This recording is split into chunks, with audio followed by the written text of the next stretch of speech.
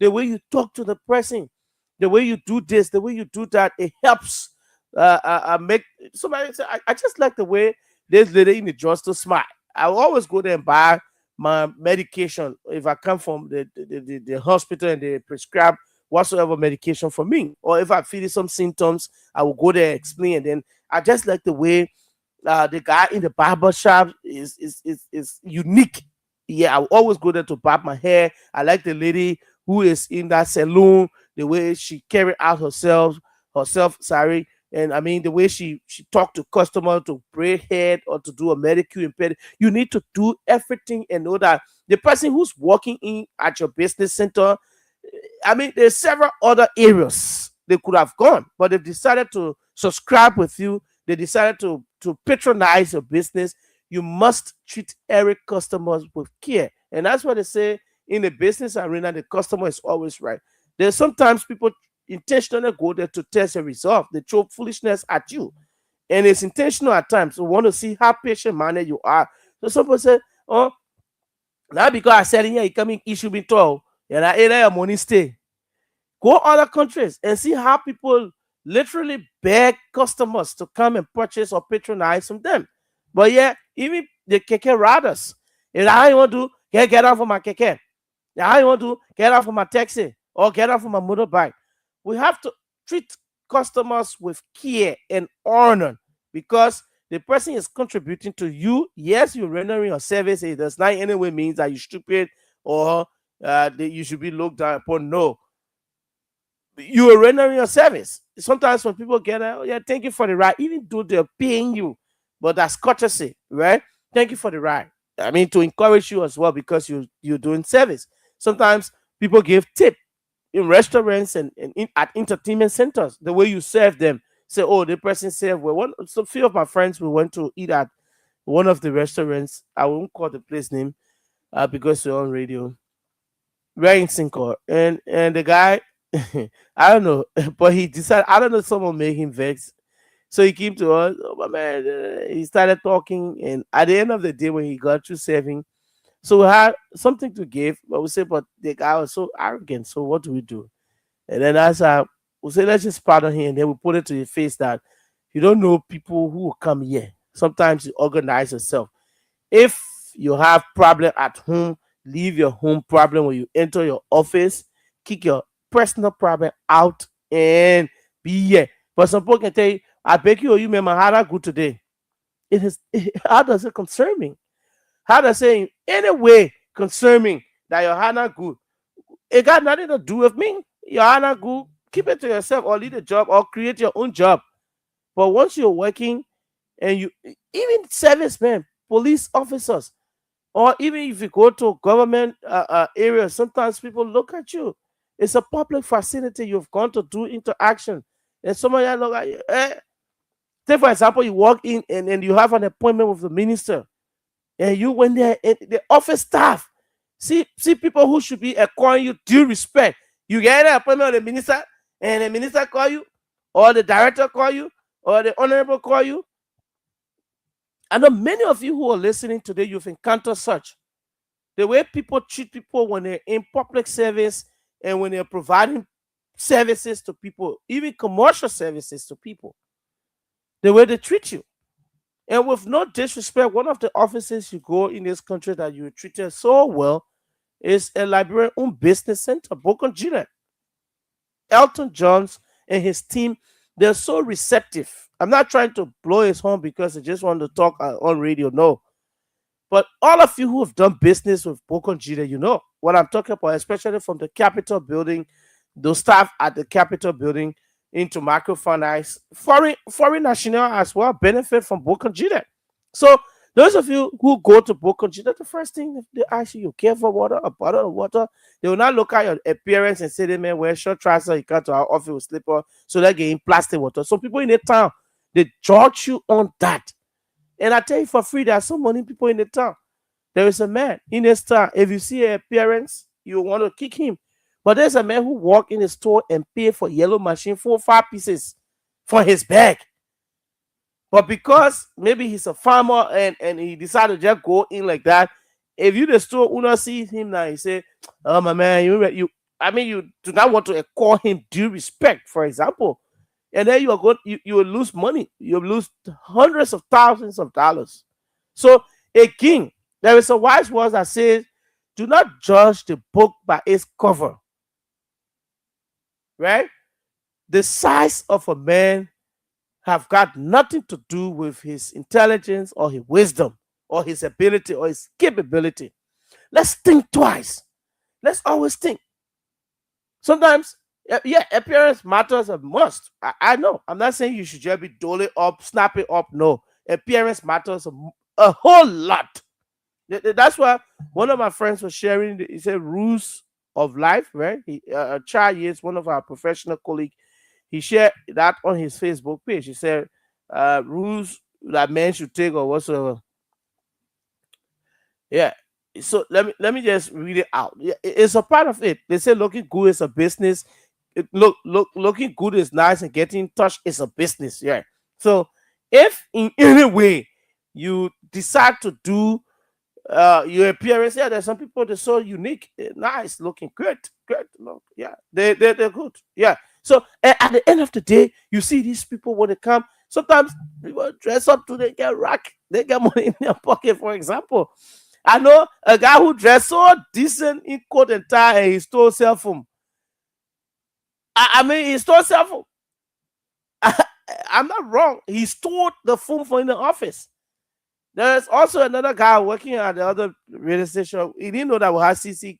He came to Honorable Benson at the time, DJ Blue.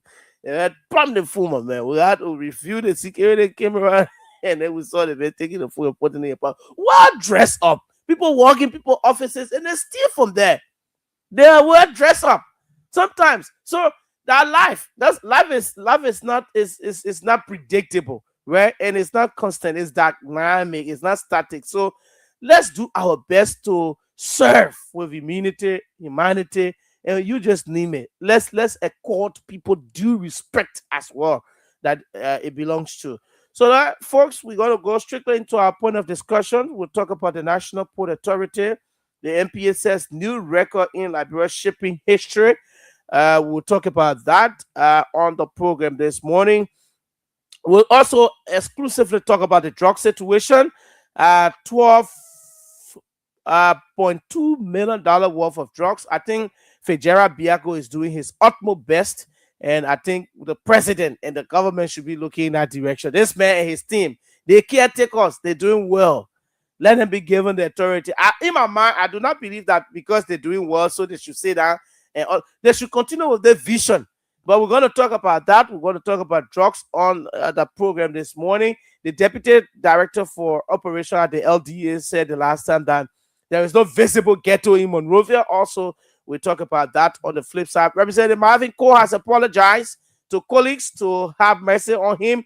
We're going to also have that conversation right here. Too many things, like I said, it's a jam-packed presentation this morning. Too many things to talk about and weigh in on the program, and so we will go strictly into it. But let's run for this quick break. It's a commercial break. When we come back, we will definitely start up the show. Get ready. Invite someone if you can. My name is OBED. Sebastian GIBAH is a independent, credible, factual analysis. We're still going to talk about the Liberia Water and Sewer. 2 employees at that entity are under NSA investigation for forging allegedly the signature of Mo Ali. 50,000 United States dollars is involved in the process as we speak, folks. LWFC. What's going on? All right, so let's run for this commercial break from Red Cross. Always serving our people. Long live the Red Cross. Let's go for this break to be back.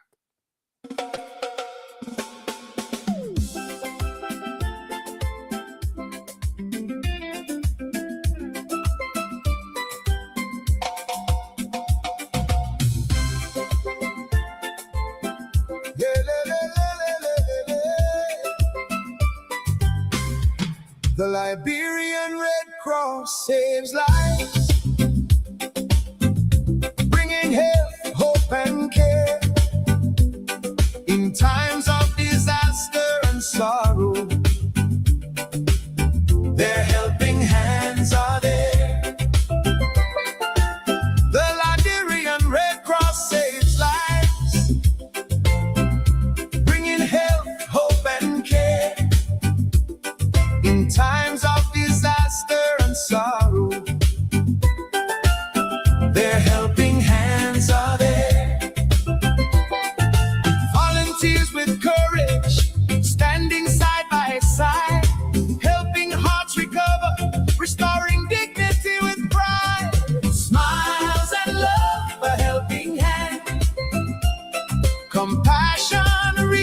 across the land.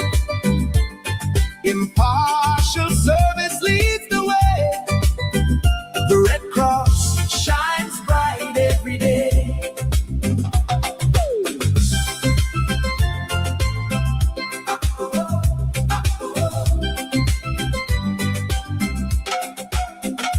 From Ebola to COVID, through fire, flood, and storm, the Red Cross keeps on serving humanity reborn. Working with courage till the last soul is found, turning pain into hope, lifting people from the ground. Trusted partner, strong and true, building resilience in all we do. Healing suffering, easing pain, bringing sunshine after rain. The world is incomplete without this burning flame. Our humanitarian hero, the Red Cross name.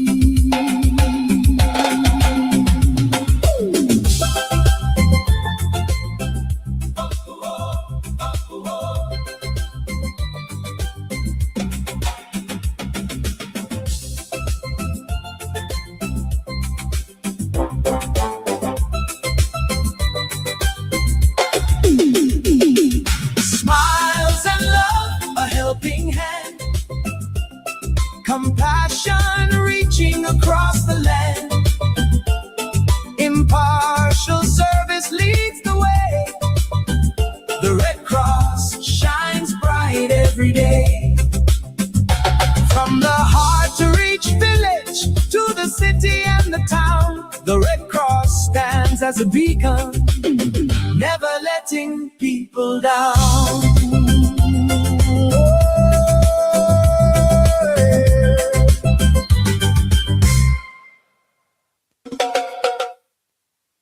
Okay, the Red Cross. Yes, you know when we're coming up, the Red Cross, I don't know, was that international humanitarian organization bringing aid to our doorsteps, providing safety and food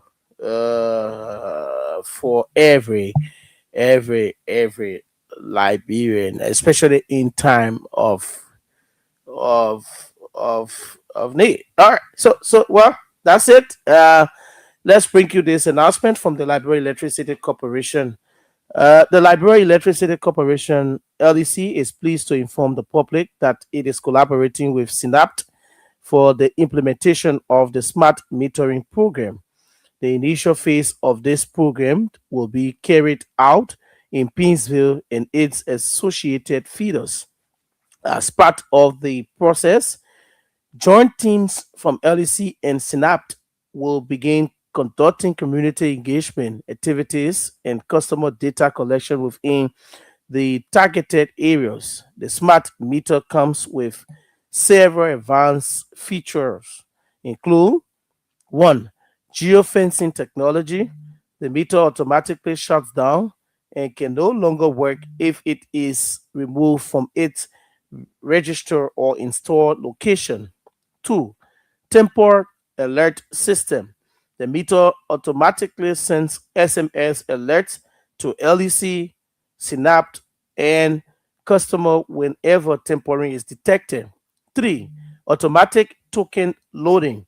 Customers no longer need to manually enter token codes when you purchase your electricity, as credit is loaded automatically onto the meter. Four, GPS tracking capability. The meter can be located through its GPS system, identifying its location and when it is stolen. Following the customer data collection exercise, LEC and Synapt will commence the replacement and installation of smart meters. Customers who currently have a meter possesses proof of payment for a meter or whose meter was previously stolen with evidence will have their meters replaced free of charge. Customers without existing meters record will have their information collected and will be required to pay the applicable connection fees to be connected.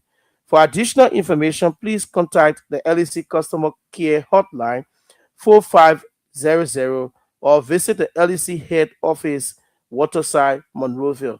This information is signed by the management, Liberia Electricity Corporation, LEC. Okay, so that's it for the LEC there, uh, and so basically that is exactly for the LEC, and yes, indeed, we talk about that every time that there's a smart metering system uh, that is being tested in the Pinsway area alongside Synapse. And so you go for it.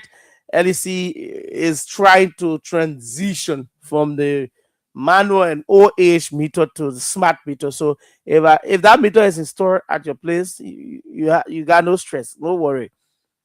Anybody can around there and steal the meter, the meter will report the person to LEC to Synapse, the people who collaborate in LEC to make sure that that meter is done.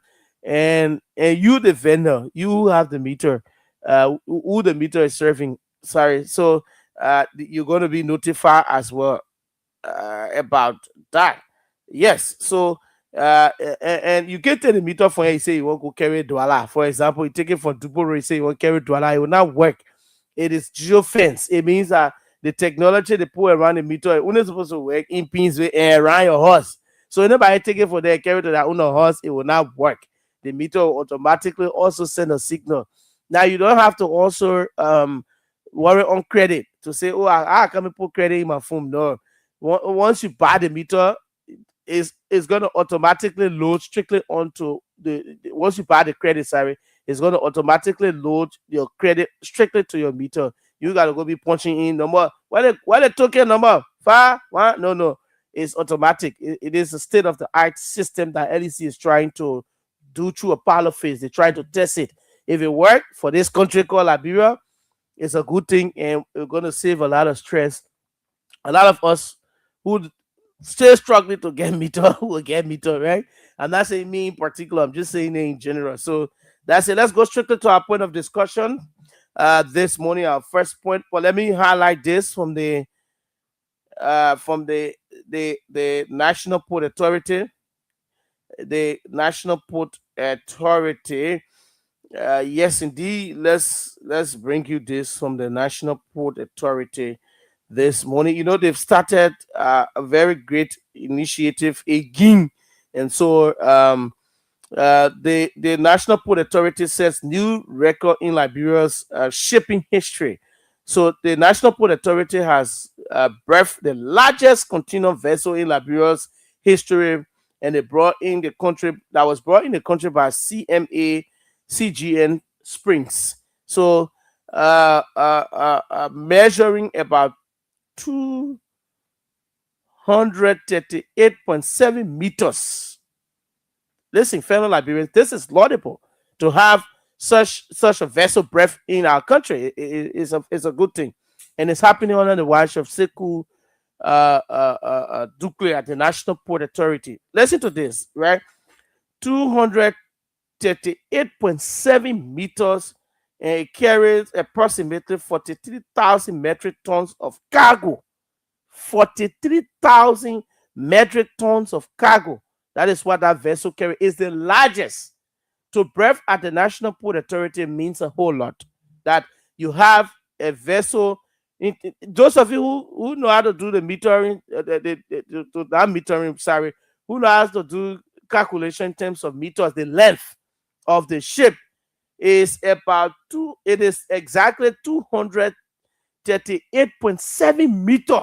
Imagine that particular vessel, and it carries about 43,000 metric tons of cargo and 3,000 containers. Imagine one shipment, for example, if you just charter that ship and say one shipment, 3,000 containers is not a small thing. Serious money, serious business. And people, other vessels could also have that opportunity, because if the largest, right, The National Port Authority, through the partners, could bring in the largest uh, container vessel to Liberia. It means a whole lot. And the vessel was discharged in 2 days at nearly 60 moves per hour, right? Uh, uh, uh, uh, uh, it's a good thing. I don't know how to place it, but when good news come about, we should do it. We are not just carrier of bad news and want to hear bad things only in the country. No. So this is a good news. I'm honored to present it to you in that form and manner. Is everything okay at the port? I will not sit here and say yes, no, that's lie. And there are some serious things happening at the port. But is this a good one? Yes. This one is a good news. And I'm proud to also say to you that there is some significant efforts being made with partners at the National Port Authority as well. So I want to say thanks to the Managing Director Sekou A.M. Dukle and the rest of the managerial teams at the National Port Authority and partners who wants to see their arrest agenda align with port, as the National Port Authority is the gateway to Liberia's economy. So imagine 60 moves per hour under the oversight of the NPA managing director. The vessel's quick turnaround time was the fastest for a ship or its size at the National Port Authority, indicating improved efficiency and pilot capacity. It means that when the vessel came, they did everything possible to offload, and there was a turnaround. So it was a good thing. Now, speaking to to reporters during the tour at the ship, the managing director Sekou Hussein Dukle informed journalists that the ship was briefed at the port by a Liberian marine pilot, emphasizing the dedication and capacity of the NPA staff. So it's a good thing. World class vessel being birthed by a Liberian marine pilot. It means a whole lot. The country is getting somewhere in terms of that particular capacity. Yeah. Honorable Dukle said from 2024 continuous trade has risen from 24% to over 40% continued trade at the National Port Authority in early 2026, reflecting broader economic growth of 5% to 6%.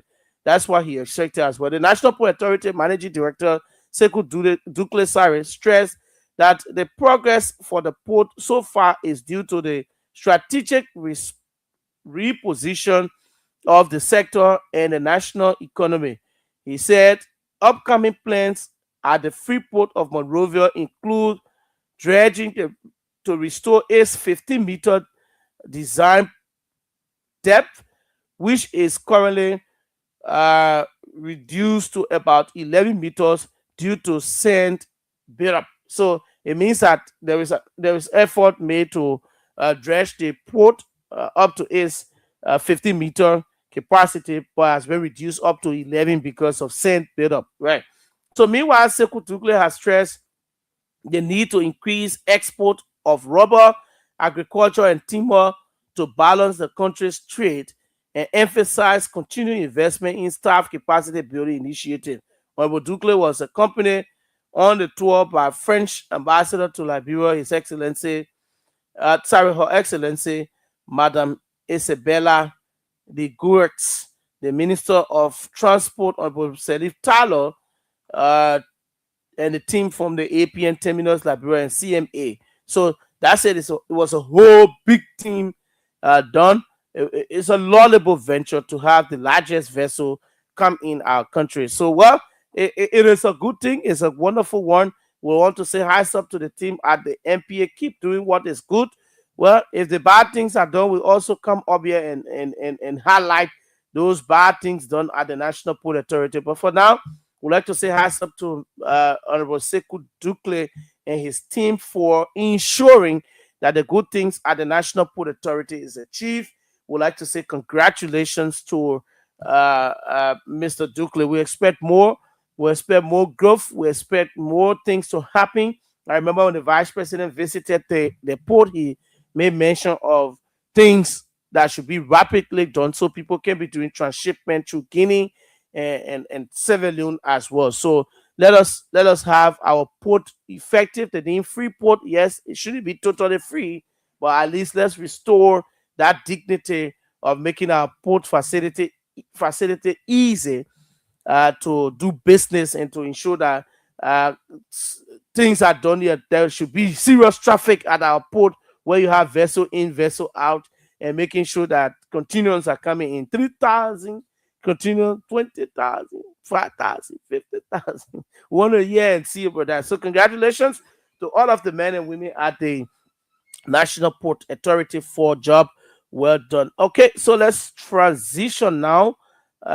We'll talk about Representative Marvin Court. Yes, and remember on this radio we also highlighted exactly what happened um at the legislature. Representative Marvin Court, he took on the speaker's seat, right? And at the end of the day, well, he made some statement. He said the speaker did not come to work. The place is empty. See the time. And the speaker earlier on said people are not coming to work. We're going to cut the salary. So he, Marvin Cole of Bon County, he said, well, Mr. Speaker, you are not here. Deputy Speaker, you are not here. And this, that, look at the play empty. We'll use our authority to cut salary. He had a grapple. He did this, he did that. And he said a whole lot. How was it greeted by his colleagues? The action of Marvin Cole, was it right to have sat in the speaker's seat and then he threatened to lock the door on the speaker and say, when I enter the place today, and XYZ, there were a whole lot said, and he was asked some questions by journalists who were there as well. According to reports, is that Representative Marvin Cole has apologized to colleagues for his action. He has apologized to his colleagues for his action. And I'm just going to play that for you this morning so you listen to him. The House of Representatives was about to take an action against Representative Marvin Cole to punish him for disrespecting the office of the speaker, right? And today we can clearly report that on yesterday, Representative Marvin Cole, the lawmaker, he apologized to his colleagues, including the speaker. Yeah. Something that other people, maybe, I don't want to compare this to the situation of Representative Yeke Koluba for the sake of this conversation. I don't think it aligns with Yeke's outbursts or so. But this is Marvin Cole. These are people who are pushing Yeke in terms of being tough and on issues of concern, for example. Now, you have Marvin Cole after, I don't know how I should say, make it be move, or after talking talk. Now it's a good sign of democracy. For me, I want to see it that way. I don't know how you're going to greet it, but let's listen to Representative Marvin Cole. I'm a very inside and determined person. I always stand. But, sincerely, I speak from the position of a relationship with Richard Kuhn. And to have done what we did, I think we dropped the ball. And I want to use this occasion to tell my friend, my brother Richard Kuhn, sorry. And then extension to my colleagues, we're not meant to denigrate. We should just be reminded about some of the things that we are involved with. So I just want to make that very clear. And I've spoken to them. Yeah? So everything is okay. Power down, one yes. No, that will not stop me from being critical. I will always be critical. That's not going to, but I'm only talking about the relationship aspect with the speaker. And I think it was unfair on his part. If I sat in my seat and made a statement that I made, I don't think anybody was going to come after me. But Richard Kuhn felt betrayed, and I want to say, sincerely tell him I apologize for that. But police will always remind each other about the job that we need to do to respect the decision of the Liberian people. Thank you very much. Okay, so you see, the man has officially apologized. Listen to this again. Yeah, I'm very happy this afternoon to be here. I'm a very inside only person I always stand. But, sincerely, I speak from the position of a relationship with Richard Kuhn. And to have done what we did, I think we dropped the ball. And I want to use this occasion to tell my friend, my brother Richard Kuhn, sorry. And then extension to my colleagues, we're not meant to denigrate. We should just be reminded about some of the things that we are involved with. So I just want to make that very clear. And I've spoken to them. Yeah? So everything is okay. Forward now, 1 year.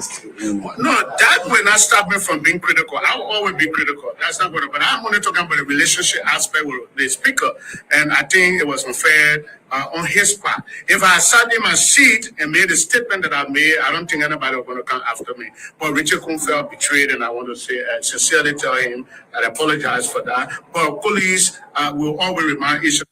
Richard Kuhn felt betrayed, and he apologized for betraying Richard Kuhn. Yeah, at that point in time. Listen up.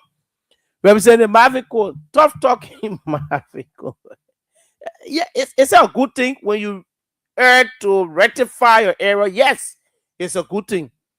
Had Representative Yeke Koluba done the same thing as well, he wouldn't have been where he is currently, right? It's a wrong thing to say sorry when you're wrong. You're not demagogue or super human that you're not infallible to errors or so. Well, no man is an island. You made mistake. In the rules, when you are in open plenary and whatever you say there, you shouldn't be held in contempt for that. That's why you see most of the odd bursts from Yeke at times at the legislature. When session is in order, that's the time he rise up to the occasion and say those things to his colleagues and the speaker or those who's presiding for that particular time. So Marvin Cole sat in the speaker's chair. These things are not common in other. I tend to be corrected though in other parliaments or so. And he authoritatively spoke as in there was a coup to undermine the speaker's authority. Right? That you're not coming. Let's look at the other side of it. I'm not saying what he said the last time wasn't correct. That people, lawmakers should come to work. The speaker should come to work. I'm not denying the fact. They should come to work and do the Liberian people's job. But to sit in the speaker's chair using that constituted authority and saying that, oh, the people ain't coming to work, and the speaker not here, deputy speaker not here, and look at the play empty, and the house section are there. They had section that day. And at the end of the day, they had section. I mean, that's my own thing. There was section held that particular day. So you see, now you apologize. Say nobody going to. There was a key thing he said. I don't know if you listen to that. I'll play again. He said, if I sat in my seat, nobody going to come after me. So his colleagues went after him, and yes, indeed, said to him, what you did was not correct.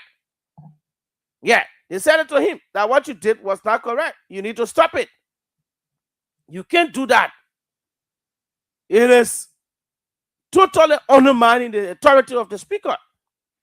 They could have subjected him to investigation, rules and order.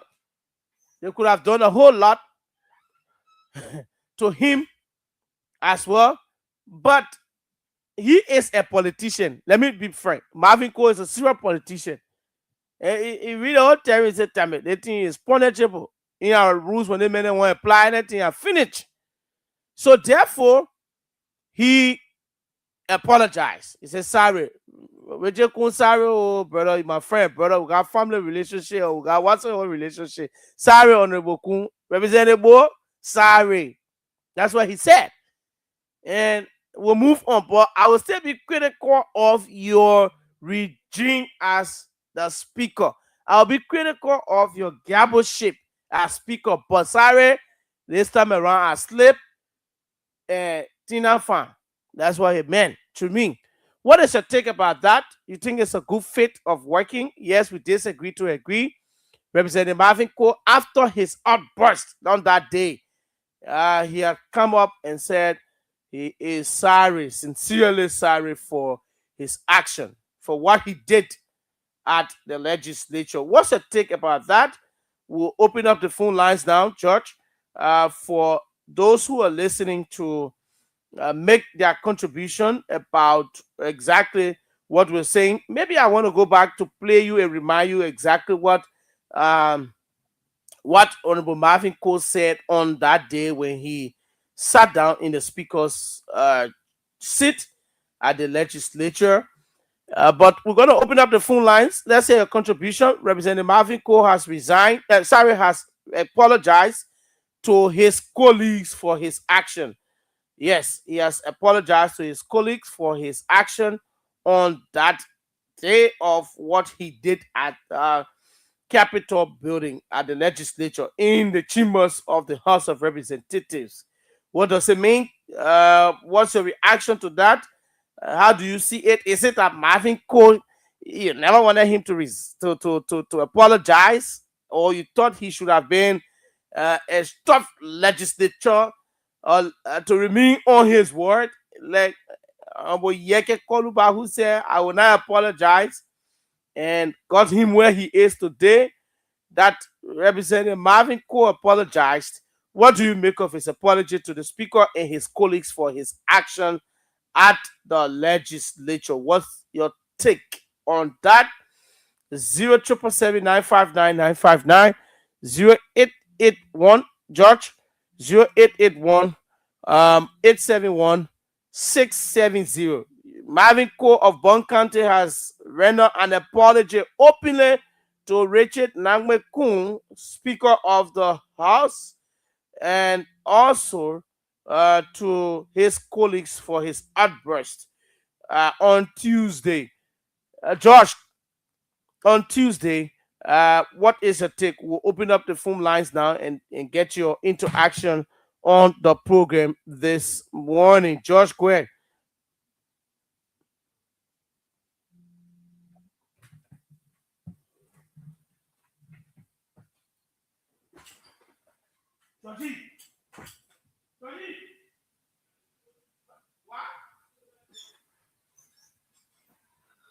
Yeah, sorry for that break. And of course, yeah, so let's go to the lines now and take calls on 0777 959 959 0881 871 670. Let's take your call this morning and let's hear from you. What's your take about Marvin Cole's apology to Speaker Richard Kun and colleagues for remarks made and sitting in the speaker's chair? This person, good morning. Hey, my little brother, Sebastian GIBAH, how you doing? This is Tamba. Hey, Mr. Tamba. Yes, sir. Long time. How are you, sir? Remember, around by the grace of God, God is manning us. Thank you for the show this morning. I'm phoning from around the capital. Quickly, on the issue of Marvin Cole, my brother, any smart man,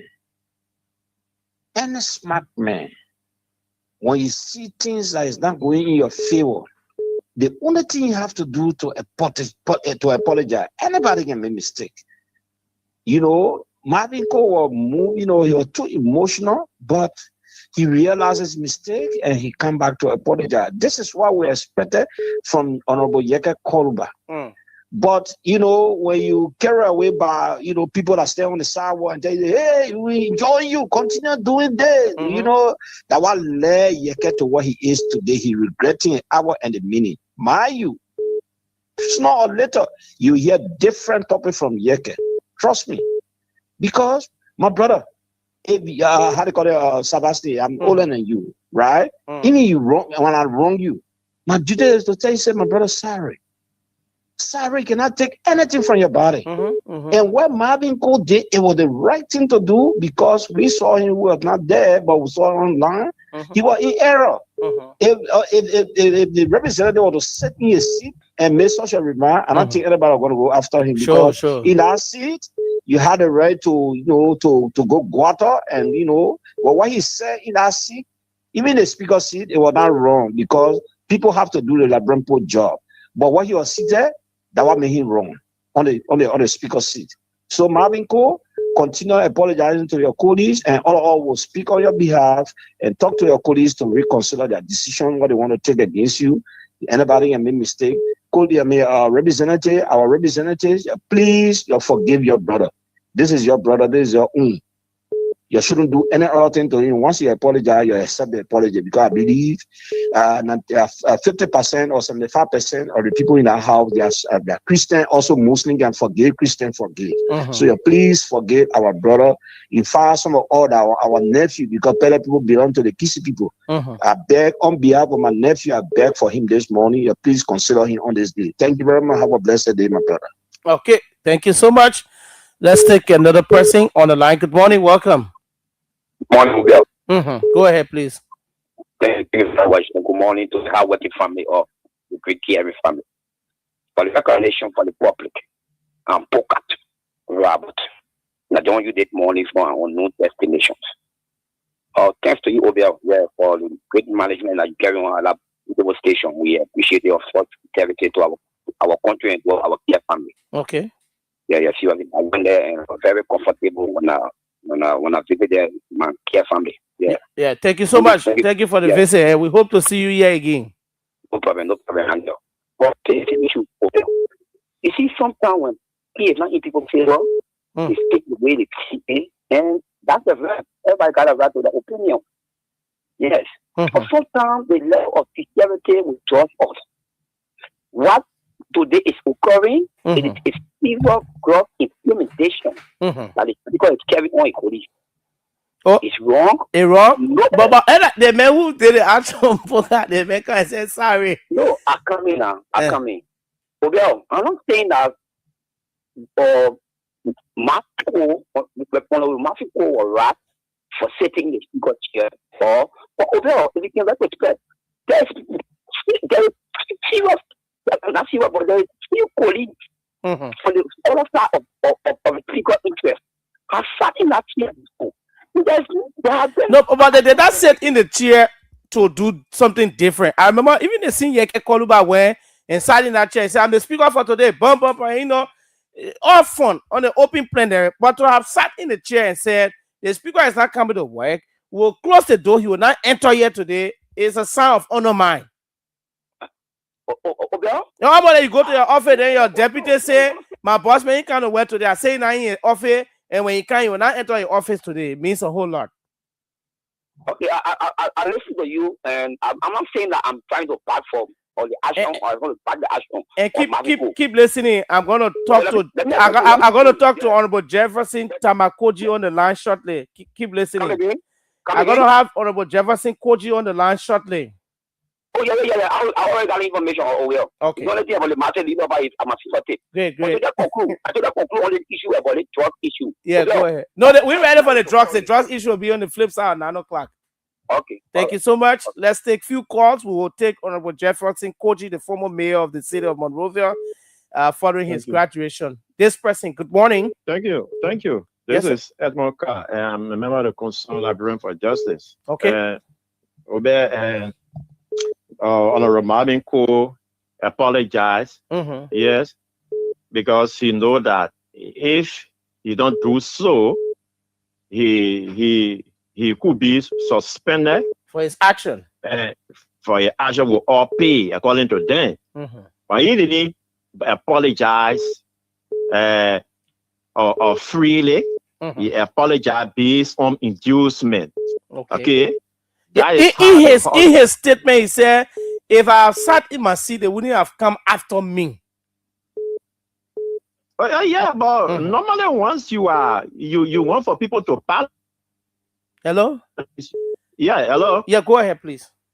Yeah, once I want for you to pardon me, you will have to look for this word so that will fit the current situation on him. But what I know is that the speaker want to be too authoritative. It may be wrong, but this thing when you are leader, you expect to see some of these things happening around you. What is the point? You wanted the speaker to have just let go of Marvin Cole's action, or the Committee on Rules, Order and Administration? This wouldn't just be maybe the speaker himself. Maybe the chairman on Rules, Order and Administration acted in his capacity to restore order. some of these things as a leader, what you do, call the man, call your colleagues in your office, and call one or two, like the rule and order you're talking about, and you're talking from beyond the scene and solve it right there. So to have allow Marvin Cole to apologize publicly for his action that was done publicly was incorrect in your mind. No, not that it was incorrect. He did it because he want to maintain, he want to continue this serve with people. You don't want any break in. Okay, thank you so much. Thank you. If you're not going to do so, you're gonna receive a harsh punishment. So he didn't do it with free will or free mind. No.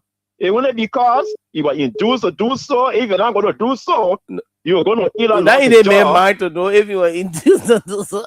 But let's take another. Thank you. Let's take another person. Good morning. Let's hear you, please. Welcome to the program. Morning. Thank you very much. I'm Spencer Mohammed, and I call from Town Coast Spoon Hill. The volume. When time remember I was saying like during Thursday. Let's hear you. Thank you this morning. In my mind, every man is entitled to err. Once you heard and you realize your mistake, to err is human, to forgive is divine. Yeah, if we look at it to be your strength, it is not your weakness. Firstly, I would like to commend Sir Marvin Cole. I know the house, the speaker is authoritative, but indeed, he must have the courage to realize his mistake. We want to say back to him. But here it is. I just heard somebody talking about that was the similar thing that happened to Yekekon. And people who slept on the side wall stood by him. Hey man, my brother, are you guys telling us all of you that shared Jacques Konuba when he was insulting President Weah, you guys were sleeping in side wall? Are you telling us that President Boakai was sleeping in side wall when he was sitting on the podium, embracing Jacques Konuba to insult the president of the power of Liberia? Is this what you're telling us? Thank you. So you United Party guys to stop this hypocrisy that you guys are doing. Thank you so much. One good thing I know, these years are exposed the party to the level that everyone is aware that you guys are not truthful in everything that you guys did. Thanks so much. And today you're back. Thank you for joining us from Coastal Hill. Let's hear you. Morning, welcome. Good morning, my dear friend and brother. Yes, sir. Morning. Let's hear you, please. Thank you very much. This is Wild Cotopia, and I'm a member of the United Party Intellectual Bureau. Go ahead, please. You see, when you are a lawmaker, you should behave like honorable man and not horrible president. What Martin Cole did, it was egregious, and it is tantamount to undermining your fellow colleague. You cannot do that. Okay. Why it's true that we are asking his fellow colleagues to forgive him, then he has apologized. But Marvin Cole, you have to comfort yourself. The way Marvin Cole carried himself, sometimes in the public. The man said sorry. All the 001 and how he was used to do the one, he used to do this. The man has rendered an apology openly. Let's tackle what he said and forget about backtracking him. The speaker is trying to be a dictator. No, there are procedures in the house. When the speaker is not there, the executive speaker presides. Okay. When the executive speaker is not there, the chief or executive, who is Honorable Kane, he presides. So you cannot go and sit on the speaker chair and try to say, oh, the speaker is not here, and in fact, what he does salary. Who are you to do salary? Thank you so much. Come and say, oh, thank you so much. Thank you. Let's take another person. We're going to bring on Honorable Jefferson Koji shortly. This person, good morning. Yeah, good morning, Sarafi. Yes, sir. Welcome. Thank you. Lawson Pang is my name. Lawson, go ahead, please. Thank you. I call from District 2, and I'm the PR for the Intellectual Bureau of the United Party. You're live, Mr. PR. Thank you. Look, Obel, you can only joke somebody when that person is your joking partner. Okay. Somebody said, yeah, me and you not get joking, so why can't joke with me on my position? Follow me? I say you must say get joking, why can't joke with me on my position, right? Very, very cool. You must not have a joking play. In fact, we're not for the same cycle. You know, in our house, we had a minority block and they had a majority block. So there's a power struggle in that particular place. You from nowhere, you the men have anything else joking. They want to sell in the man seat. You know what I never doing? We were trying to tell the people that is active in that particular chair. No, the reality is that the speaker wasn't around that time, right? That's the reality. These people got telling, they got authority to move on the telling when they are late for work to go and do the Liberian people job. That was a fine point. But the way he went about, highlighting it by sitting in the chair and threatening to close the door on the speaker, that was very much outrageous. So that we say it was premeditated. As that when people will just calculate in another manner. But with that manner, then we always demystify the policy. That's my position now on the issue. There's a rule and order in that particular house. I think Marvin was one chairperson on that particular committee doing for a time. Oh yeah. The consequence that follow when you behave in such a funny way. Somebody will say maybe you're afraid or being removed or being expelled.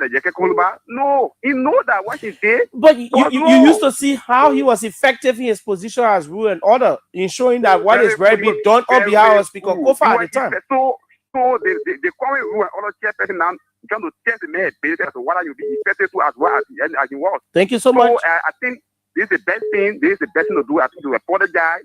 That would be good for the democracy of Liberia. Thank you for the time. Thank you so much. Let's take this person, few more, and then we'll transition strictly to former Mayor Jefferson Koji. You need to reduce this. This person, good morning, welcome. Okay, good morning. Yes, sir. Sidiki Fofana. Seku. Sorry, Seku. Thank you. My name is Seku V. Fofana, member of United Party Intellectual Bureau, calling from Paje this morning. Go ahead. Please. So, Lou, Jeff, I'm sorry, I will say this to Speaker. If he didn't apologize, they got the punishment. So they shouldn't accept his apology? If they apologize, you will not accept it. In case they ask him to, maybe let's preempt that he was asked to come and publicly apologize. Yeah. So it could be he's acting under instruction of the rule and order. So let me say the OBED, right? In the hall there was a power struggle there. Almost it took a month. So they were on the other side. He never changed a position, right? He never changed a position that and he and Richard have no friendship that then you go sit down. No, the man started and say he and Richard got relationship, brother. Where they get a relationship? They get a relationship. Even Yeke today got relationship with Richard Kun. But lead that thing. You saw it this few days. That's the bulk of the lawmaker did not go to session, right? There is pro for them to do. Too bad he slipped off the line. Any more call? Just one more. Yes, one more, man. Increase the volume a bit. Yes, let's hear you, please. Thank you. My name is Liva Cindy, and this morning I'm calling from Chicken Soup Factory, a proud member of the Concern that bring for justice. Go ahead, well, please. You see, let's go about Martin Cole. Yeah, Martin Cole is right. Because if you are living in Lion's Kingdom, you got to be afraid of your life. Martin Cole said, if you are sat in the chair, that will not going to happen to me. You're not going to come after him. If Martin Cole sat in a chair and said, I will close the door, speaker, not yet will reduce the salary. The speaker felt offended. Because 2 days ago, the speaker told the people that his friends were not coming to work and he was going to work to reduce their salary. Now, the speakers will be in session before 10:15. Doesn't so? According to the rule, not my rule, and I get rule chicken factory, but the rule they get the operation for us. It's 10:15 is off in session. But Marvin Cole was there, he was not there, the deputy was there. Do you think Marvin Cole was wrong? Marvin Cole wasn't wrong, though. If Marvin Cole wasn't wrong, why did he apologize? Yeah, because he's living a lion killer, you not want for lion to eat him. That's all about it. For the sake of the revolution, he should have maintained if he felt he was right. I'm gonna watch Chef Kuyate say I will maintain. Yeah, Marvin Cole is never for Chef Kuyate were appointed Marvin was elected by his people. Okay. So he had to do the people. Then he could have also acted like Yeke Koluba who said I will not apologize. Thank you. Yeke's scenario is different for that of Marvin Cole. My brother. Thank you so much. Thank you. Let's hold you there and take my Josephine. Welcome. We'll fade the flower now. Market get very long. Okay, go ahead, please. Let's hear you. I wanted to say that he did. That what I was saying on the radio station. I say you can't talk BBT on the radio station. But when he did, during the time we were in a capital building during John G. Rensley and town, Senator Trump that time I was in a capital building working. You don't do that. Where they break, people go to the people's houses. All of them, people go to their houses. Maybe people want to the speaker hall. That what made him kill late. You ask before you go sit in the mercy. It means plenty of things. But any speaker to say, man, not coming to where you are going to call their salary. He didn't also know that people could go to their houses also. I understand. Sometimes that what we ain't good for you to be fast to talk. Because all of them over there, people go to their houses in the morning to go ask for help. So maybe something happened about made the speaker never come on time. Okay. Then you went and sat down in the main seat. You were not supposed to do it. It means planetary those data and there are different things now. Yeah? That's Okay. for you too first day. Oh no. That honorable man, we can't talk about that on the radio. That's true, but that radio, man, we can't. Yeah, that's why I say your radio station this time you gotta be careful how you talk. Yeah. You know, okay, that honorable, that B man, the men are B men. Yeah, that B man, but the B man when you do the wrong, you gotta put it in your face next time so you can't do it. Yeah, but let's talk about the raw and not say that boy too frisky. That one is bad for the radio. I say you first get naturally. Okay, thank you so much. Let me hold you there. I can continue with you like that. There's a radio. We can't do that. Yeah. Okay. So thanks a lot. We will transition now. We'll talk to Mayor Jefferson Koji, former mayor of the city of Monrovia, who just got his master's degree from Israel. And I personally wanted to congratulate him on the radio, and that's where I decided to place a call to him this morning and congratulate him for a job well done. Yes, you know what's up, man. I'm told he appeared at the CEO on yesterday and other network, but for the sake of our platform, also we decided to place a call to Mayor Jefferson Koji. It's a heartfelt congratulations to him on earning a master in government with emphasis specialization in counterterrorism and homeland security studies from Richmond University. And that university is a prestigious university in Israel. Yeah, this particular achievement reflects dedication, rigorous study, and a strong commitment to safeguarding communities worldwide. Wishing him wonderful times of success in the future endeavors, and of course, making him to actually serve his nation well. Yeah, there are too many things written in recent times, also by Mayor Koji, which we highlighted. One of his most recent piece he wrote also grabbed my attention, and I decided to share that on the social media also. It was basically about his help, according to him. The former mayor, he has been doing a whole lot. He said, my help has become a problem. That's what he said. He said, yeah, there's an issue of personal reflection. His God's given help has become his crime. That was his only crime committed by reaching out to people, helping, and being generous as well. Sometimes generosities are misinterpreted. And so he wrote this. Let me just read through it quickly before bringing him on. He said, my God's given gift has become a crime in which he, Jefferson Koji, framed years of criticism and the U.S. sanction as the price of his connection to Liberia's grassroots and the youth.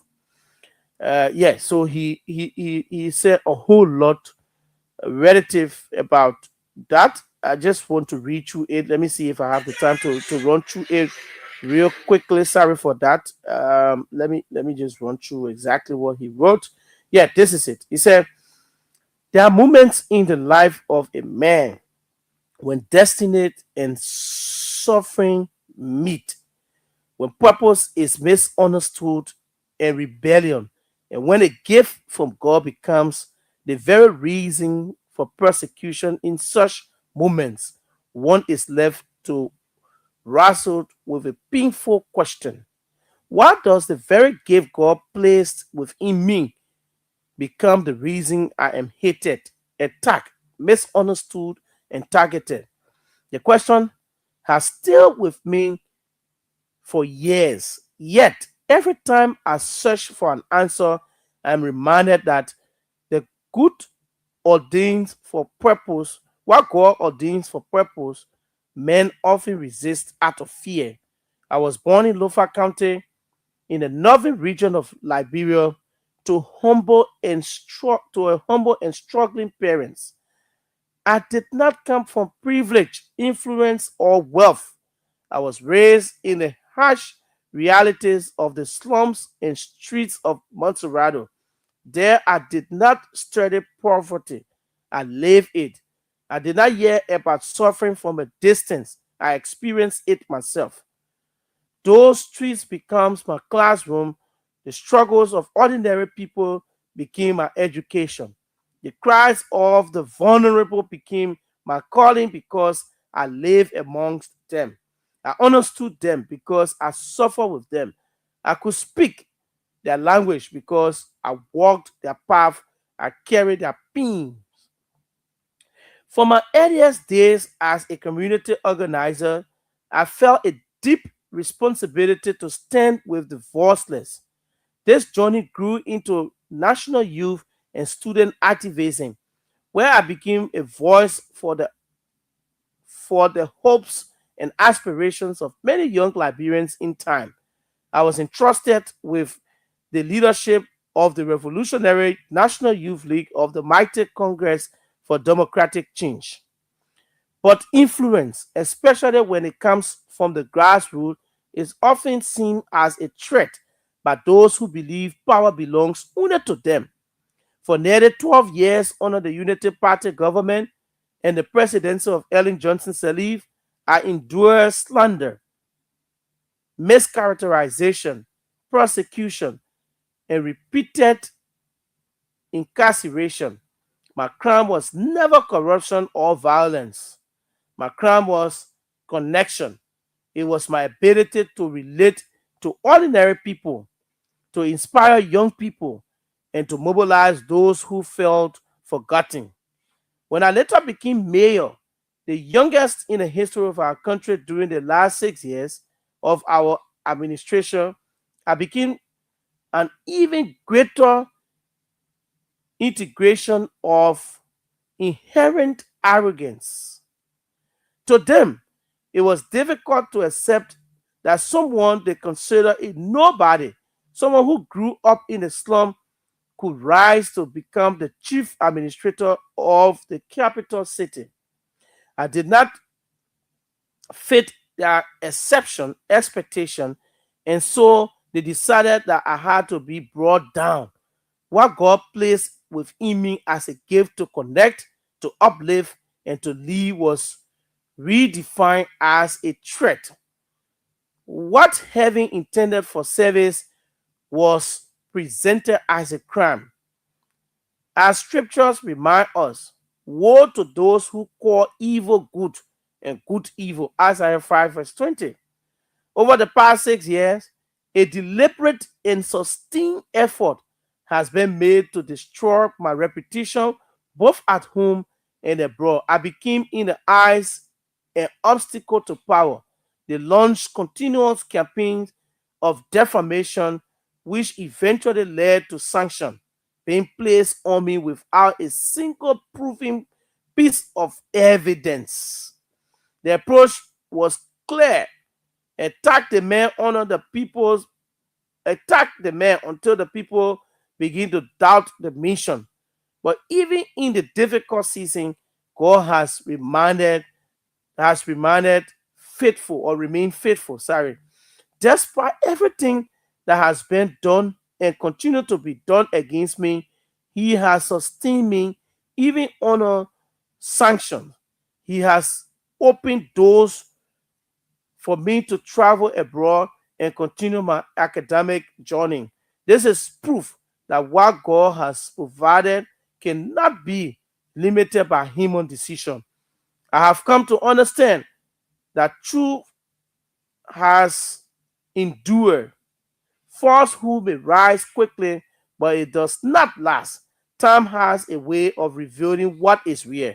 As the word of God says, no weapon that is formed against thee shall prosper, and every tongue that shall rise against thee in judgment thou shalt condemn. Isaiah 54, verse 17.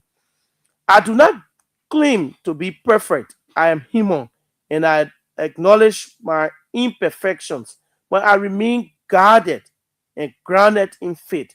I believe that the purpose is greater than persecution and that God's judgment is greater than human opinion. The Liberian people remains the ultimate judges. They know my journey. They have seen my sacrifices.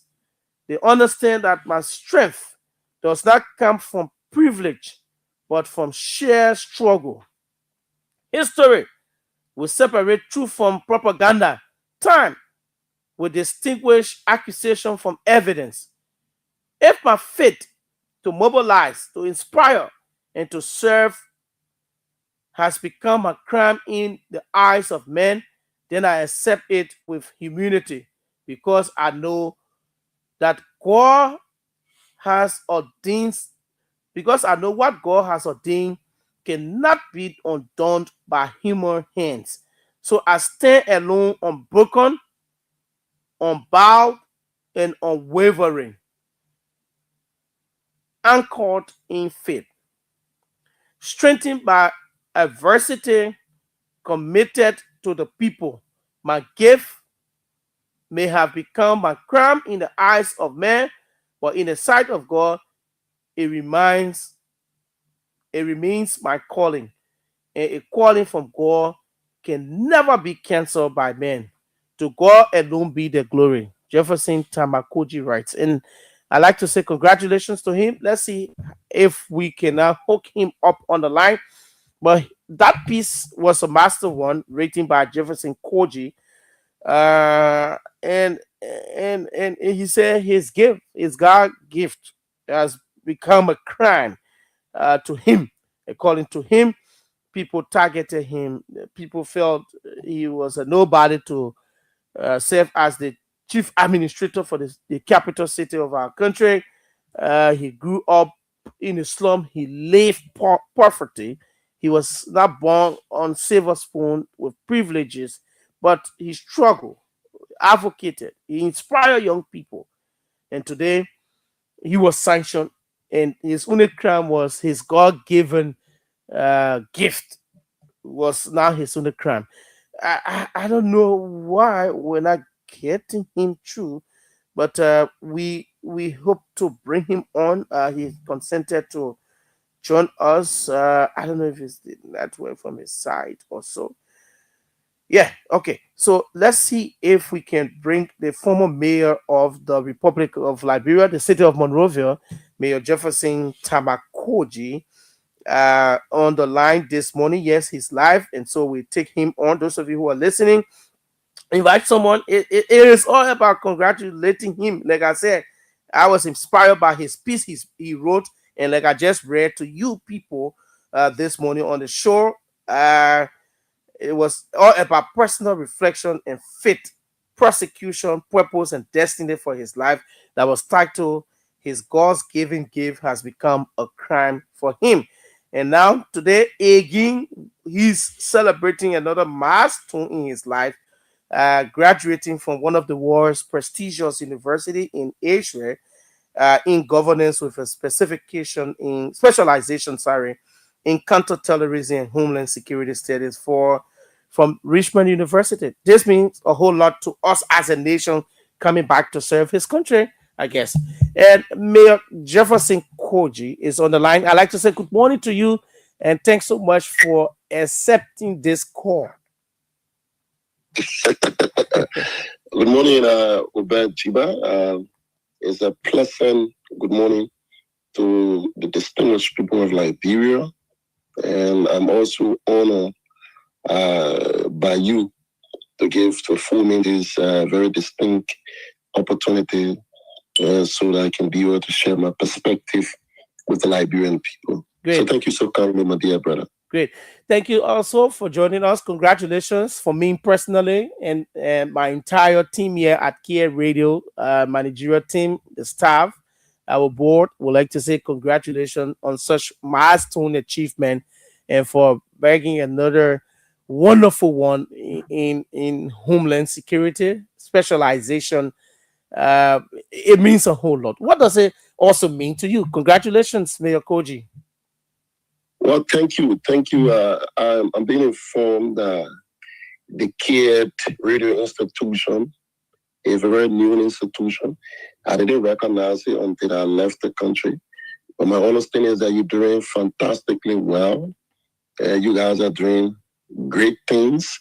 My understanding also is that the owner is in the U.S. He's a very young and enterprising and patriotic Liberian who have thought to contribute to his Liberian society.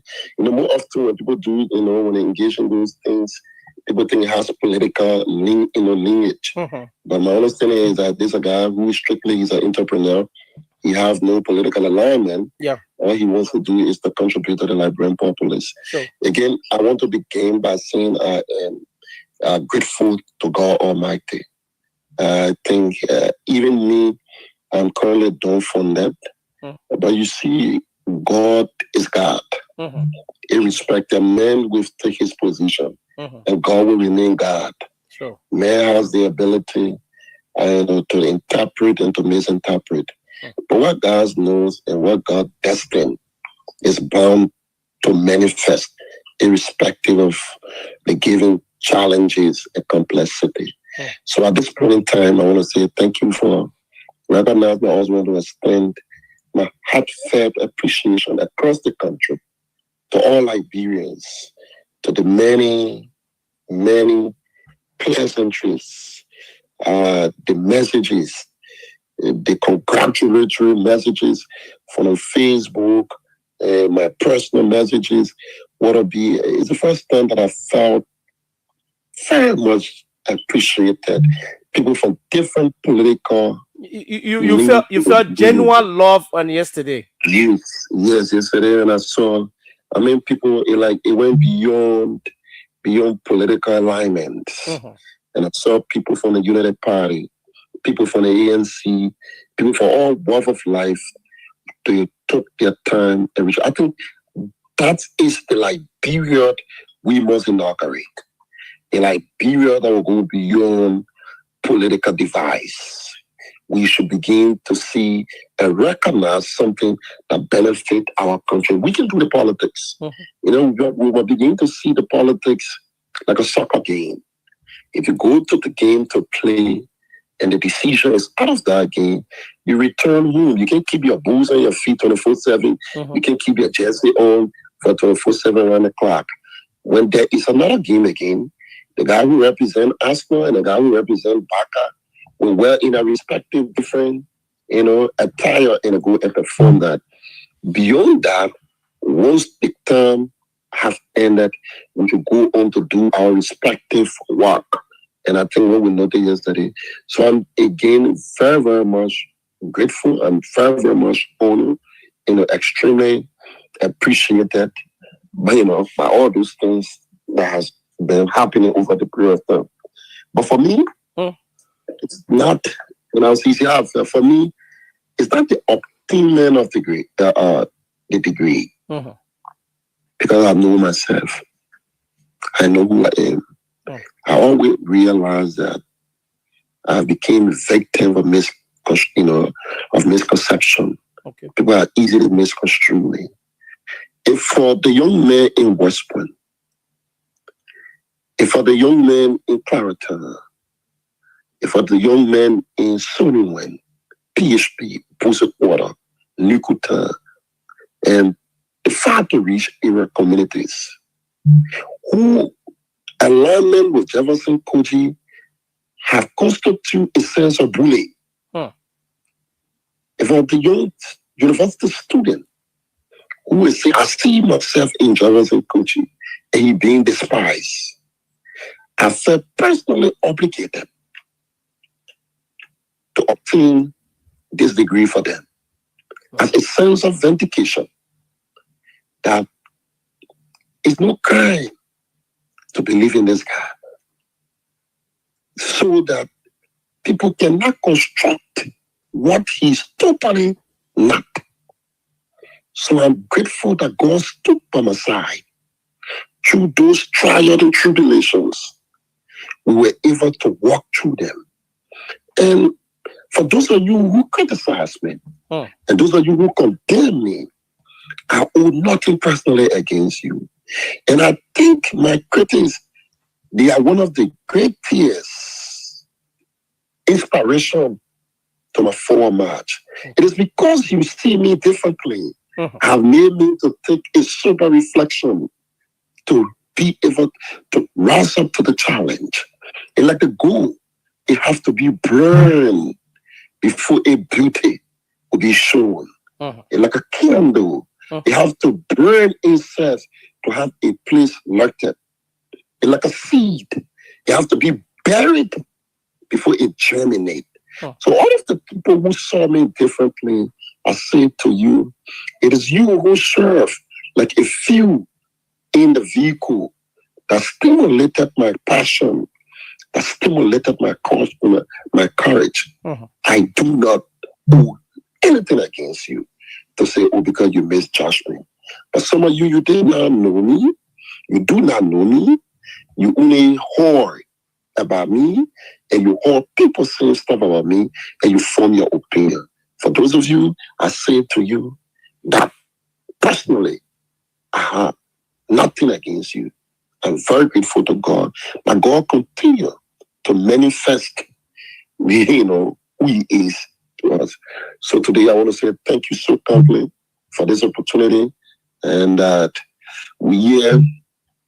it's a journey. Normally I have the philosophy say, result kills an insult.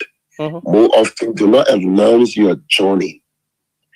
When you own a journey, you do not announce it. You pursue your journey. Definitely. Result has their own way to announce itself. Sure. And that is the discipline.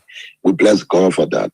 So, this knowledge gain is coming back to our country, Liberia. We stand to benefit a whole lot from what you've learned from a different nation. Is it that you're coming back to contribute to homeland security? Yeah, basically, in our society, in every given society, security is paramount. It's very paramount. And in the form, security is not just about the man holding a weapon on the street. No. You even talk about food security. You even talk about security is a whole specialization that encompasses a lot. And I thought that our discipline, not just by our country specifically, even the continent. I will say to you, even when we were here, we had an opportunity to deal with cross-section of personality across the group.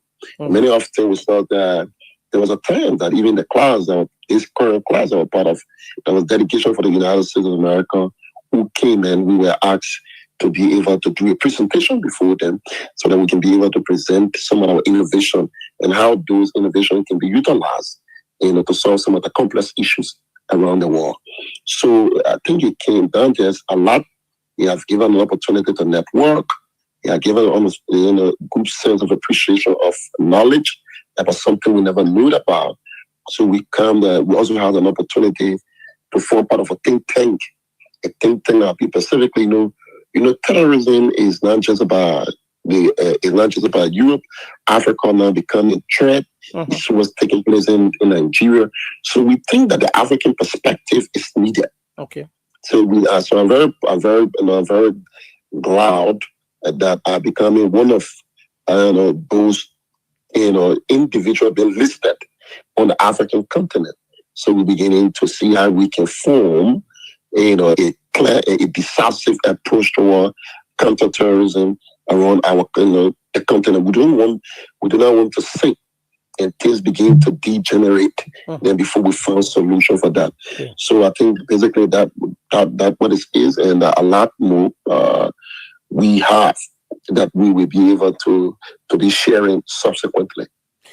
Yes, I called to congratulate you, but let me seize this occasion to step up a bit to the Liberian society. Mayor Koji, just maybe 2-3 questions, and then we're going to afford the Liberian people to interact with you this morning. You honor my jurisdiction, and even though you got security, I brought up knowledge, but well, for now, I'm in the driving seat, so please permit me to do so.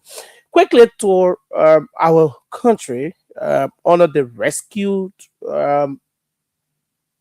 authority currently governing the state.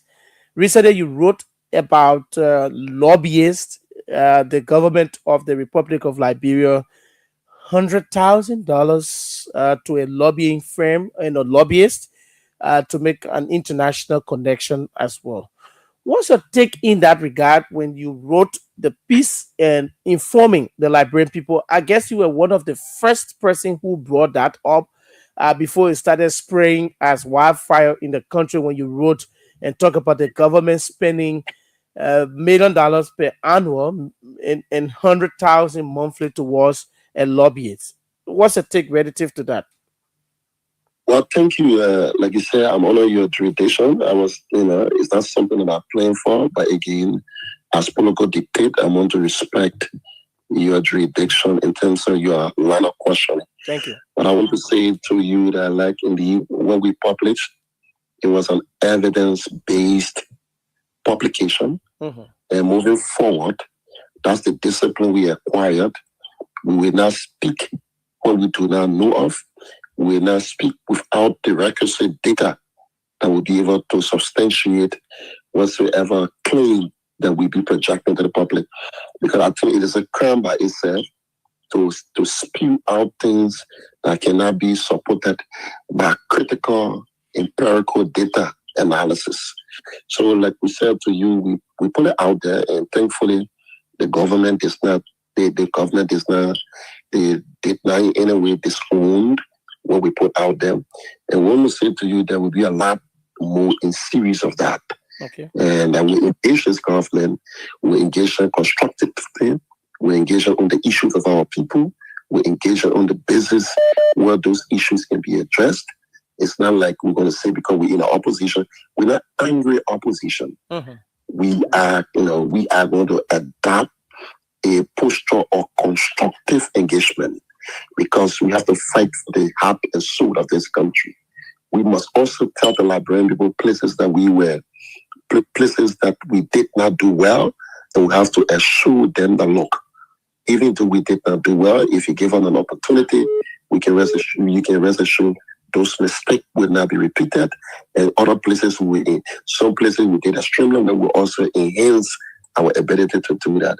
So the fact that the government did not in any way issue any counter, they did not disown it. So the fact that there has been well written, I think, is something I do not want to belabor the point, because I'm doing a comprehensive study. Okay. We are analyzing the government in a very dimension, the security component of the country, and all those things. We do a very detailed analysis, and that will be for public consumption, both nationally and internationally. And that's how we approach all those engagement will be squarely for the benefit of our people. We want to see Liberia must be elevated in a more different way. Trust me, if Mr. Boaka is doing extremely well, I would say to you, I do not have to accept him ideologically. Mm-hmm. I should be in a position to say, look, this thing was a benefit of Liberian for that one. We were very respectful. Mm-hmm. When we came to the place and we realized the Liberian people thought that what we did was not sufficient enough. Even to less than 1%, we have no need, no reason to even challenge or contest what transpired. We respectfully obeyed the popular will of the Liberian people. And I think that's a brilliant thing for our country. Sure. That is a brilliant way for the democracy. And that's a way that Liberia now is setting the pace on the continent. And I think no other Liberian will be able to disrupt that pattern that been inaugurated by the Liberian people, not even by us. But that is a decision of the Liberian people. Great. So basically, ahead of this, your comprehensive analysis to draw your take on all walks of life in terms of governance, security sector, the economy also. Primarily, what have you to say if you were to describe the current state of affairs of Liberia? You just transition power over to the Unity Party. What is your reading ahead of your comprehensive analysis of the current state of affairs of our country, now under the watch of President Bouaka?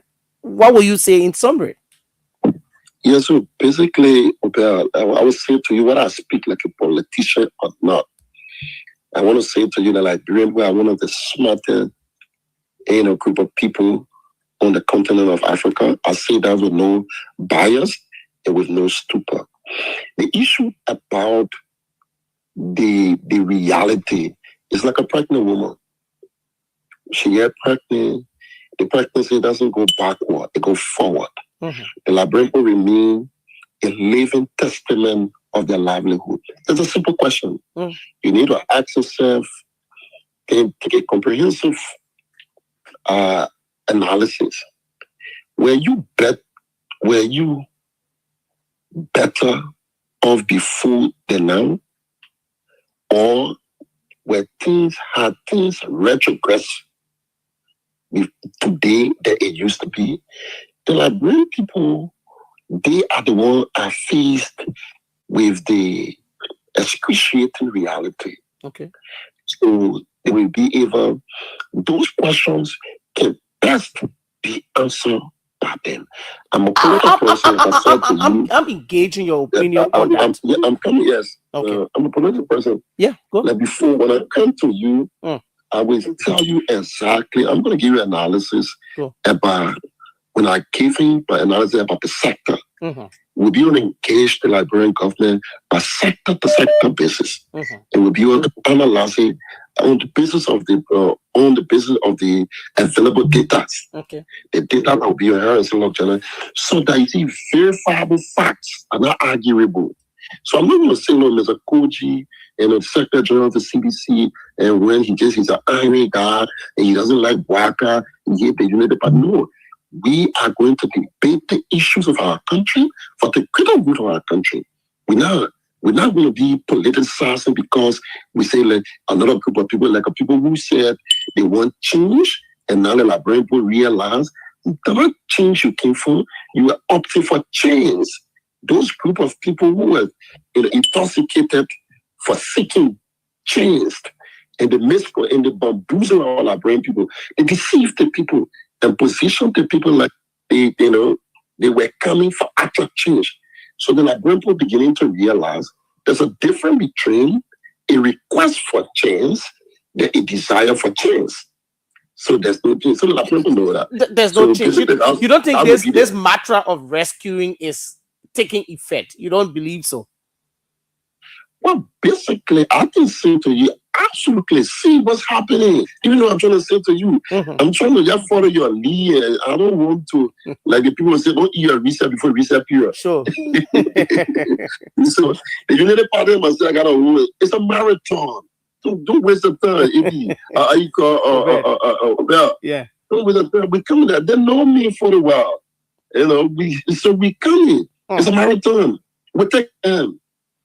We take on them decisively, and the Liberian people become the benefit. The Liberian people will become the beneficiary of that. Great. So what I have done, what I don't do, there will be a comprehensive analysis into the livelihood of our people. Great. And the Liberian people will have the appreciation of what is happening as a country and as a people. So, Obel, I want to respectfully appreciate you to say to you, do not put Father, but not too long, I will be your guest consistently. Sure. With comprehensive data. Okay. But just two questions quickly before I open the lines for people who wants to congratulate you to do so openly as you'll be on the line. the CDC headquarters, we heard that the coup has ruled and turned over your former party, the former headquarters of the party, to Nelson Odiyama. Did you see that coming true? That all the rigmarole and demolition of that vocational school in your headquarters was only intended to turn over to Nelson Odiyama? Well, yes, sir. We were in opposition for 12 years. You won't tell me that we didn't have no reason to turn Liberia into a bitter empire, to fight for a dog empire. I went to jail under Ellen Johnson Sirleaf many times as a young man. I was beaten. I bled blood. I vomited blood. At one point in time, I was placed in prison with Ebola patient. All because they wanted to ensure that I get intimidated and so that they can fear me. Well, all those things that were meted against us. When we took power, Ambassador Weir said, look, Mr. Koji, God have given us what no man can give us. No need for us to use our man-made thinking of vengeance, of vendetta. We have given the opportunity to unite this country, to reconcile this country. So as such, we must do as it is required upon us. And that's why we became very flexible. And that's why we became very respectful, even to the former President Ellen Johnson Sirleaf, even to our colleagues in the Unity Party. We opened our doors. We created an environment of coexistence. It's not that we were weak, but the Unity Party trapped the ball. They came and they thought that the election was like a coup d'etat. They were so angry, and they think that anything that is associated with the CDC is like, like a crime. So much anger. When you broke, you have anger. You say you came to rescue, but you engage into executing, taking lives out of things. You're taking life out of things. People you came to get lives to. People you came to maintain, to help them. What are you doing to them? You go to a building, you demonstrate that social anger, severe anger, and you broke down and you think you are doing. What they do not know is that singular action is an inspiration to these people's struggle. Okay. That's what they did. You come to the terrain, you come to a country with so much anger, the anguish. See to that. I'm not surprised, brother. The case were in court. We have spent close to 600,000 to this guy, but because the government fear itself to the extent that you get a whole country to run. Don't run to break CDC headquarters. Solve the issue of civil servant. Solve the issue of the health. Solve the issue of insecurity. Solve the issue of the bread and butter issue. That is the real issue you should be angry with. It's not sedition. If you want to stop Georgia from coming back to power, you don't have to be angry. Did you see Dr. Nelson Odiyama coming on the street? Did you see Dr. Odiyama name? We saw all of those things. We were encoded about that. Dr. Odiyama has the issue. This thing was a whole long, legal fight. All of those things were embedded. But do you believe that it was triggered by the government? So what the government did, the government was so angry and so intimidated by the presence of the CDC. So the government went on an angry spree. You took over 1,000 men and women. You put them to go demolish a single party headquarters. But today you have a land of the country is being encroached upon. Our sovereignty has been questioned.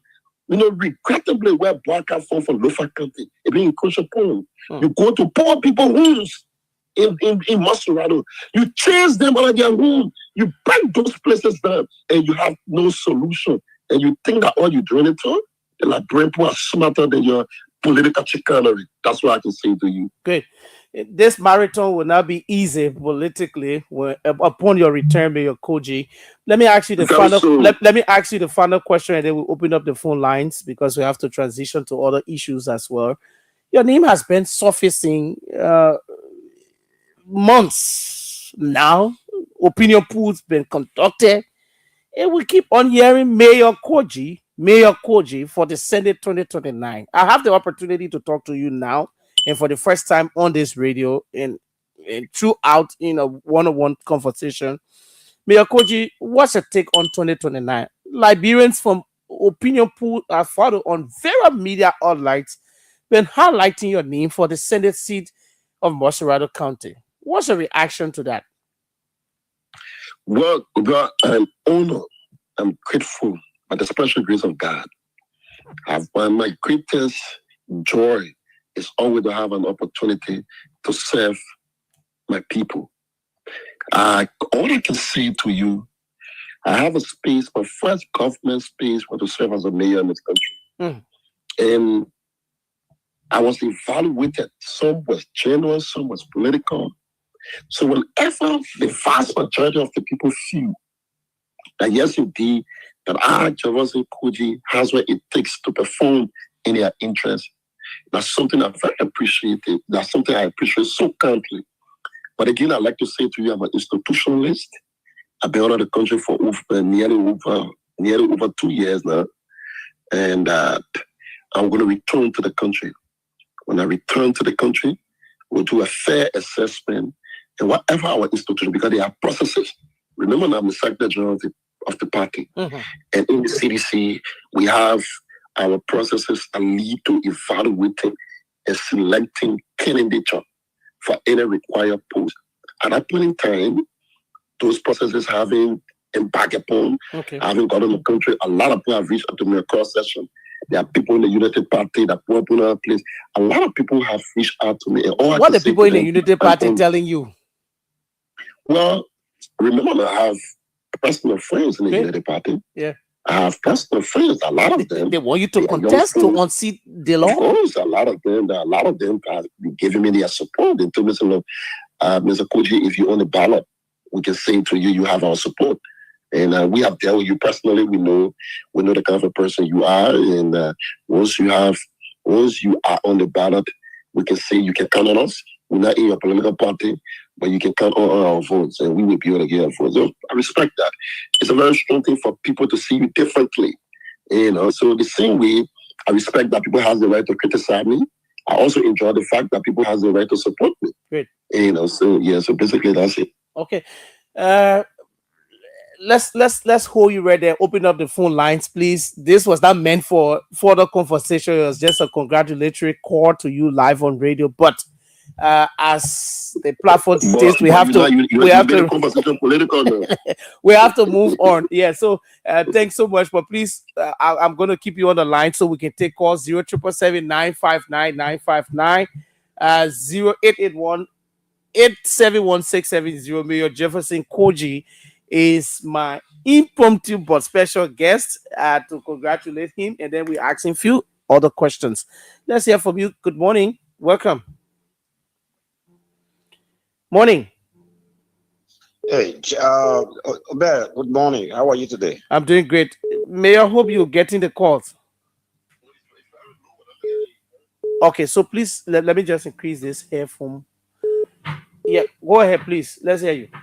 Yeah, thank you. John D. Tama is my name, and I'm phoning from around the capital. In the first place, Jeff is making a mistake. He's not carrying the friendly name in the first place. It's not Jefferson Koji, it's Kwechi. My man, that pronunciation, that Kweji, yeah, so that pronunciation. That need a yeah. So quickly, I listened to him carefully on the issue of their governorship during the time of the 6 years. And I wish one of the days he come on the platform so that he can interact with the public. And I love the question that you posed to him, and asking a question concerning what the change that you see currently more than the past administration, and he trying to beat around that question. But Mr. Koshi, let me inform you on this. There's a lot of changes taking place here currently. In your own district, you and myself from one client, from Fasa, Women, and what of you. That be precise. But let me say this to you. Currently, ground has been broken down in a place there. Now road project is going on. That one of the change there. All right. What is your question? Nobody said there was, you see no changes. Okay, let me take another person. I come in. Let me ask you the question. Go ahead quickly now. All right. According to you, that people in the Unity Party want to petition, or some of them called upon you to, partake in the election, senatorial election in 2029. Can you care to name some of those people, or if you want to keep it as a secret? One large. Man, thank you. Let me take another person. But okay, yeah, we called him here to congratulate him. Also, please don't forget about that. Yeah. Good morning. Let's hear you. Welcome. Thank you very much, Ogas, about the GIBAH. And thank also to the master DP holder. Yeah, come on, you know, when the character you can put by entitlement. Yeah. Yeah, why is it tattoo? Yeah. But anyway, recognition for the public and pocket Robert. And I don't use this money for unknown destinations. Oh, God, thank you for bringing the master DP holder to the platform. I mean, we were both on our own. Yeah. People say, please don't look both. So whenever our own gave a problem, we will both of him. Or nobody at politics. What I want to say here is the incoming senator of Mosulado County, Jefferson Tamakochi, I've been the newest master's degree holder. I want to tell you, you have our undiluted salutation, you know.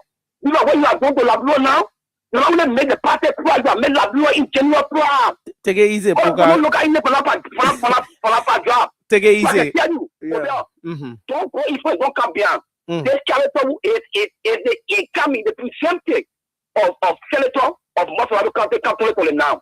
That's all I can say. Thank you very much. Okay, thank you, Poka. Let's go back to the line. Take this person. Morning, welcome. Good morning, Brother Uber. Yes, good morning. Let's hear you, please. You're live. Is it Jeff S. Creator? Jeff, you're sounding low. You need to speak out. Is it Jeff S. Creator? I'm calling from Labasi, West Point. You're live from Lapasi. Let's hear you, please. Thank you very much. And to my honorable SG, Jefferson Tamakochi, the incoming senator of Mosulado County. We are so proud of you as a young man. People lie on you in this country. They say a lot of evil things against you. A very young and burning man who take the courage to go at age you are and get a master's degree in security. Oh, we are so grateful. Congratulations, my brother. May God protect you more. May God give you more wisdom and understanding. And you will come back and serve your country. Citizens alive. We as citizens will stand by you. We will support you in any situation. You are a great man, you are a brave man, and you are a strong man. Thank you very much. Congratulations to you. And we are with you every day. Thank you so much. Let's go back to line 2. This person. Good morning. Good morning, OBED. Good morning. What's the name and where have you called from? The name remains Chris Tamayuma, Assistant Secretary General of the Unity Party Intellectual Bureau. Yes, I do join your conversation for Central Monrovia. To the point. Let me say congratulations to Jefferson Coach.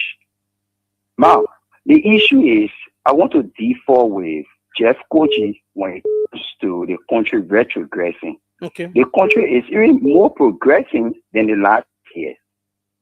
It will interest you to know that in the last 6 years, chiefs and elders were never placed on the government of Liberia Bureau. As of this year, as of July 1st, so you have rescued the elders and chiefs. Oh yeah, our chiefs will now be taking home a salary that their family will be happy and proud of them serving in that capacity as chiefs. Okay. It never happened in the last 6 years. So it means that the country is better now than yesterday. It's far better. It's far better than the last 6 years. Thank you so much. Let's take another person. Thank you so much. You've made your point. Let's take this person. Welcome. Good morning. Good morning, Obed. Good morning. What's your name and where have you called from? Let me say good morning to our friend, big brother, Jeff Koji. Ali Padikoma, not picking family and calling for the United Party in that legal view. Go ahead, please. Let me commend Ali for your achievement. That achievement, and I'm only belong to Koji, belong to the entire country, so let me commend you for that. But when yeah, asking what I achieved, Koji, a lot of things I achieved in this country, and the way you should move around before with men from place to place, the now current city mayor, which is John Siava, we are not seeing him moving around with men. But instead, we're not seeing that good. But now we are not seeing government bringing government sanctioning that brought government officials that they were happy in the past 6 years. So when you have a lot of things achieved, but anyway, we're waiting for you because it is out of going politics, you know, lion can live with our blood. So you live by politics. So this is what about we take you politics this morning, but they want to congratulate you. Thank you very much. Okay. You won't congratulate your United Party being your here. Let's take this person. Good morning. Good morning. Welcome. Yeah, good morning, Obed, and good morning to your friend in studio. Intellectual Man CC. No, Victoria Bar, calling from Josephville. Okay, you can sound like my own Man CC. Yeah, concern library for Joseph. And good morning to my major.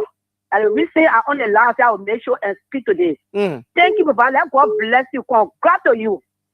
Why the library was thinking about you, and God was thinking different thing about you.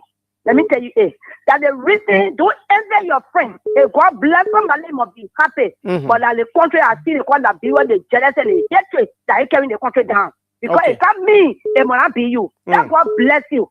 And what all my friends say, that Papa, nothing beside it. The king with power will lie. They make your Musuka and grow Musuka daughter. Yeah, Valley tell it. The power right here. The woman now she in power work out your jaw. Why you can't just gay? They lie on the people's son because like they will kill the gay, but they lie. But God, thank you for my son. That God bless you, Papa. Thank you very much. Let's take another person. Good morning. Welcome. Yeah, thank you very much. Good morning, Obed. Morning, Chief. What's your name and where you call from? Obed Mohammed, and I call from Down Coast Union. Winter community, a member of Constant Liberian for Justice. Go ahead, please. I say, Obed, I want to use your platform to congratulate Jefferson Tamakoji. Koji, may the Almighty God bless you in your sojourn. Yes, yes. Our brothers from the Intellectual Bureau, they said you were nothing. In fact, we the physicians, we don't know book. But we want to tell you thank you for telling us here you get master and the quote unquote the light that the parade we are with. You are now sophisticated than the quote unquote light. We want to say thank you very much. And to the light, you will defeat that study light. And every time my brother, nothing has changed. I hear my brother saying, kids have been put on salary. President Weah gave the first of acres to add value to our team was President Weah. He gave each of them 2 pickups in each of the countries and gave them motorbikes. Any their perpetual working was President Weah that did that. He put them on salary, so this is not a news. President Weah built 550 kilometers of road. Joe Parker has not done that. Just 2 days ago, $3.5 billion worth of jobs were invested at the airport. What has changed when you create our President Weah and Johnson Koji there yesterday? 3 years, we yet to see who killed Chala Musu for Parker and Chala Musu start and enjoy it. Yes, that's what the conflict. Yet to see this is. Now, just Koji, the Almighty Allah bless you, come back so that we can put these gangsters in power. Thank you. No, you can refer to the people as gangsters in power, please. Please, yeah. Let's try to be very civil in our discourse. Good morning. Let's hear you, please. Welcome. Yeah, good morning, Obed. Yeah, go ahead, please. I want to say good morning to the General Tamakoji. Well done, congratulations. Okay. Worth it. You're not coming in clear. Please try. You getting me? Yeah, much better now. Go ahead. State your. Yeah, I say he deserves it. Okay. So it's a hard work. Okay. Need appreciation. Also, to the other guys, theoretically, you're going to replace that. When you get level in the house, you get some leggings shampoo. So you need a smart light bulb that will go in the house there to make the house smart. Okay. Thank you so much. Let's take another person on the line. Good morning. Welcome. Yeah, good morning, Obed. Yes, sir. Go ahead, please. And good morning to the Honorable SG. Congratulations for your master's in tourism science. I think you were one of the first Liberians to have gotten that degree. Thank you. We appreciate you. Okay. Well, I would like to buttress your effort. It's just simple to tell you that things have been disgraced by almost like 80% since the okay, CDC you mean that power. thing has retrogressed? Retrogressed, yes, by Okay. 80% since the CDC left power. Okay. Because the truth here is that, like the SG said, as soon as the government came to power, instead of rescuing the people, they decided to push onto the people as if to say because they supported George Weah or CDC government, all of them should leave the country. And that's how they sacked more than 30,000 plus people from almost every sector. They were just taking people out. Security sector, they go to take people out. Ministry, they take people out. Everywhere, they took people out of job. Today, we are struggling more than the time citizens were in power. And you know what those things were doing for us? Some of us who do our private businesses now, we are very, very struggling. We are struggling very hard to help those people that they are taking out of job. Okay. Your family member, every day they're calling you around here for money. Every weekend that they meet them with real feeling. So they say today, Saturday, is not an easy thing for us. Okay. We're looking like we are bad to our own people today. Thank you. Because of the wickedness today. Thank you so much. So things are right to Thank you. Let's take another person, more calls, and then we'll go back to Mayor Koji to allow him to celebrate his degree continuously from yesterday to today, I guess. But this person, Pascal David, our guest. Good morning, Sebastian. Oh, good morning. What's the name? Where you call from? Thank you. Lawson Pan. Oh, Lawson. Yeah, great. Yeah. Go ahead, please. And I'm the PRO for the International Bureau of Regional Party. Look, Mr. Pang, let's hear you. Yeah, let me say this, Obel. Look, somebody will say, Obel, put what in your head down. But it's not what is in your blood. To be a gangster, to be hostile, to be outlaw, it's just embedded in the DNA of Jefferson Kochi. Master degree. How? PhD degree. No, how? PhD, how? You're making an allegation. Yeah, how? Very good. That was authenticated by our international partner when they banned him. Where were you? What did they ban him for? They banned him for all those characteristics I just mentioned. They banned him? Come clean in your intellectual... I said sanction. Okay, maybe you use the word sanction. Maybe the ban would be too low for that. They sanction him for those characteristics I just mentioned. For which? Be specific. How can you reference that so that we can read it right now? Yeah, so... You are sanctioned for what? For what? Gangsterism? He was a gangster. Show me the place. Let me go and read it right now. Let me put out the reference to that. So you just go on the American Embassy website. If you say what the central coaching for, you will know. But Okay, thank you. That's not true. That's not true. Thank you. Let's take this person. Good morning. Good morning. Yeah.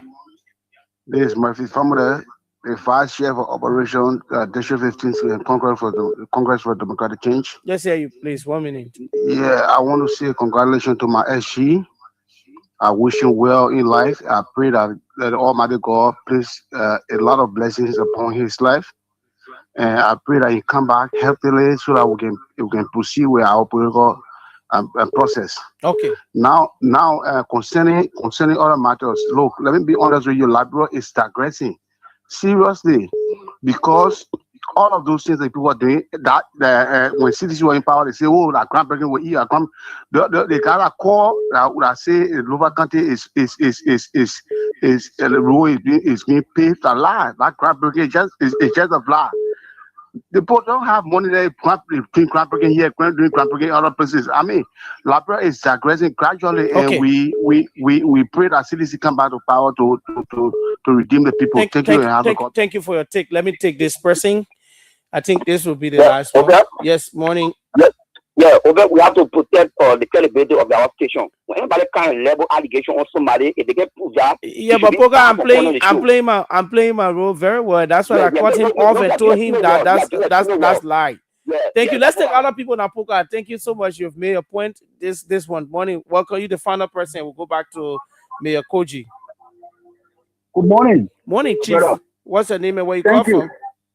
My name is GIBAH, and I'm phoning this morning from Citizen Party, a proud member of Concern Against Justice. Go ahead. All I want to tell Honorable Kochi, thank you for your hard work. My son, my brother, keep your head up high. I don't care what they say. The war is watching us. God knows the truth. Those that said you were sanctioned because of so many things, that you were election of Kelly or Charo Musu. God is watching us. God got a way of paying people back, my son. Don't mind them. They are there. They know the truth. Okay. One thing I got to tell you, please, let me end on this. Mr. Kochi, that people love you, the civilian love you. I beg you, do not behave like someone for Joseph. Okay. Please, thank you this morning for putting me in the sign. You shouldn't be the one, Sir Joseph Tomofala. Okay, thank you. Oh, I got on there. All right. But anyway, let's go back to Mayor Koji. Guess you followed the callers. Hope you got them. Yes. Okay. I follow them absolutely, and I want to say about thank you. And you know, there was impromptu, but the calls keep coming also because Koji on, so people just for the calling. Okay. I also, it's not in my nature to let you down. I'll be frank with you. I have to step back. Yeah, sure. So that I wasn't also prepared. My plan was, to engage the public at my own appointed time. Sure. But the fact that you reach out to me and I respect you, I will do that. But I'm not surprised about the normal cliche. And this is it is a chosen business. We chose to do politics. Yeah. And we know how sometimes people end up becoming victim against their own conscience. Their consciences, they can become victim.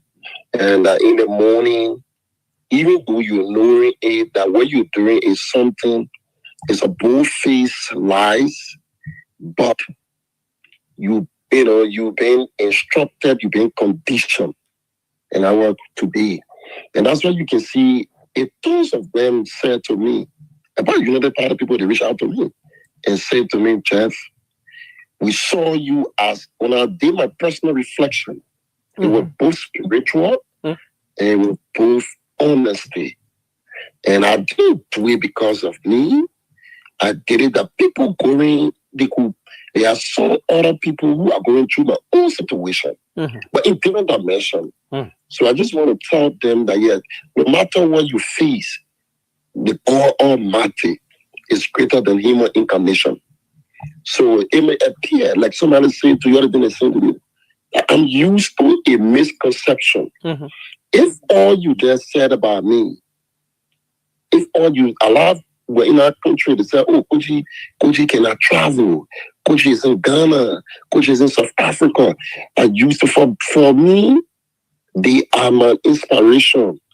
I see them as few that I need. I'm the Vigo, they are my few. Okay. So whenever they adopt that posture, that's why I use most the vehicle to my destination. And I'm being so proud for them to bring me in a state, to perceive me wrongfully. And we continue to prove otherwise. So I want to say to you, there's no need to debate. There's somebody just came and said, no, the chief are moving. The chief, like Brempo, are not stones, living people. They were seeing people too in our regime. The other thing we found, we were doing extremely well. Some people were pre-singing. But when the time came, the people who has the authority to make the decision, they separated the truth from the lies. And they make a decision. So for us, we are very firm. We are convinced. Every year, we will juxtapose between the United Party and the CDC. And those things will be substantiated with empirical facts. It's not like somebody just wake up in the morning and you're stressed, oh man, this is happy, all of them. Because our politics have elevated. And before I end on this news, I just want to give a special recognition. And I want to give a very special recognition to Reverend Filimon Tappet. Okay. And we often call him the pioneer of the Remedy International Church. Okay. I want to say this personally for them. When people misjudge me in our country, when I became victim of malicious lies as a young man in this country, people portray me. The only crime that I have is that because I believe in my institution, and I was very passionate about that. Nobody could one day up to present point to a single incident of fact. They always easily say, Koji, what's about this child? What's Koji made you will say stuff about him? You can't prove and say what has happened. They always say those things. But this man of God, in the midst of the turmoil of misconception, this man opened his doors to me. Okay. He prayed for me. And he said to me, God has a greater responsibility for you. I have come.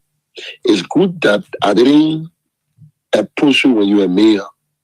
I'm approaching you because the Spirit had led me. And But I want to say to you, I didn't know the man so well. Okay. Very simple.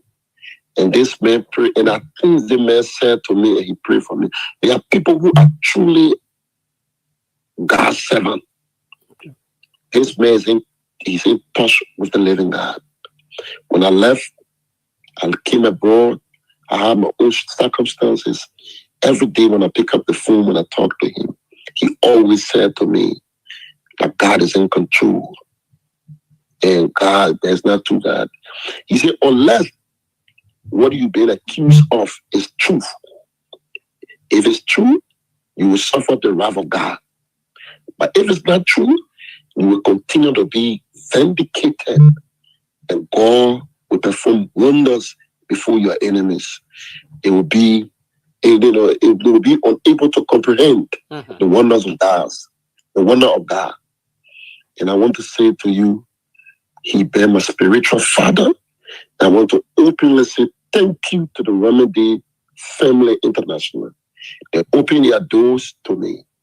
Some people, even that were Unity Party, that were Sedition, that were ANC, but it is a church that I went into that did not see party. We saw ourselves as followers of the Lord and Savior Jesus Christ. We go to church, we pray to Him, we came out, we wear our respective party for paraphernalia. I think it's a very good family. And originally, I was born and raised as a Methodist. Okay. I was born and raised as a Methodist. I just came in contact with him recently. And that's, in fact, I came in contact with him right after the elections, 2023. And, and I began to visit his church. And that's why I have a whole different spiritual perspective. And I want to say, and I want to encourage my friends, my brother, we got to know God. Okay. Forget about what people say. But even you I'm speaking to, I'm saying to you as a living testimony, I know what God can do with intervention. Don't worry about people. And I say to you, everybody who misconstrued me, I can say they will confess before they depart the earth. If they don't do that, they will be invited cursed, not only on them, even generation yet unborn. I speak from the sword of Israel. If that doesn't happen, then God is true. Trust me on this. Okay. I'm telling you, every allegation I said on me, those who said those things, before they escape this earth, they must confess publicly with their mouth and say, and they will seek forgiveness, not for me, because I'm a creation of God. They will seek forgiveness for God.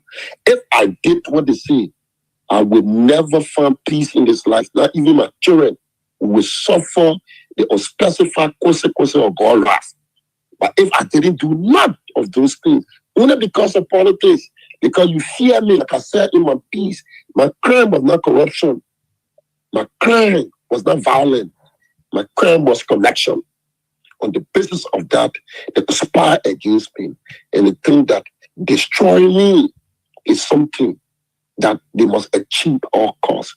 And what I said again, when I ascended to the office of a mayor, becoming a chief administrator of the city, what happened to them? For them, I irritated their arrogance, and they felt that there's nobody. The men who grew up in the slum and the street of Monrovia cannot be the one for us to see and parade in the morning. And so what they do, they concocted, they conspired. And interestingly, they are human beings. They live in this condition. Today, God Almighty will vindicate me. And that's why I do not criticize in City Hall. You ask me about City Hall? Because I presided over the complexity. I don't have to say ill things about John Shafar. I know the complexity. I know the challenges. I didn't have to lie. I didn't have to pretend. They say, oh, when you come, I got solution. And passing around with camera. Oh, my predecessor did not do this. When I went there, you think I was not issued to the mayor, to the issue to City Hall? The former mayor? I didn't go around trying to bash her. I didn't go around to denigrate her because I had a responsibility to come and take over the office and solve the issues that I met there. My role was not to denigrate. There's no need to denigrate people for me to be rejected. If you get a responsibility, and as I'm saying to my good young friends in the United Party, my brother, if you think that you're doing good, you don't have to fight with Jefferson Koji. The Liberian people remain your best judges. They become your testimony. If you think the United Party is doing so well, you don't have to bring, don't call on the radio station, don't do anything. The Liberian people will speak for themselves. They will live the condition. They will parade with the testament. They will parade with the testimony. So I say to each and every one of them, look, my brother, we do this politics. Or left do any politics. Today you say all you want to say to me, I travel, I came here. And there are more things that the Lord is about to do in my life.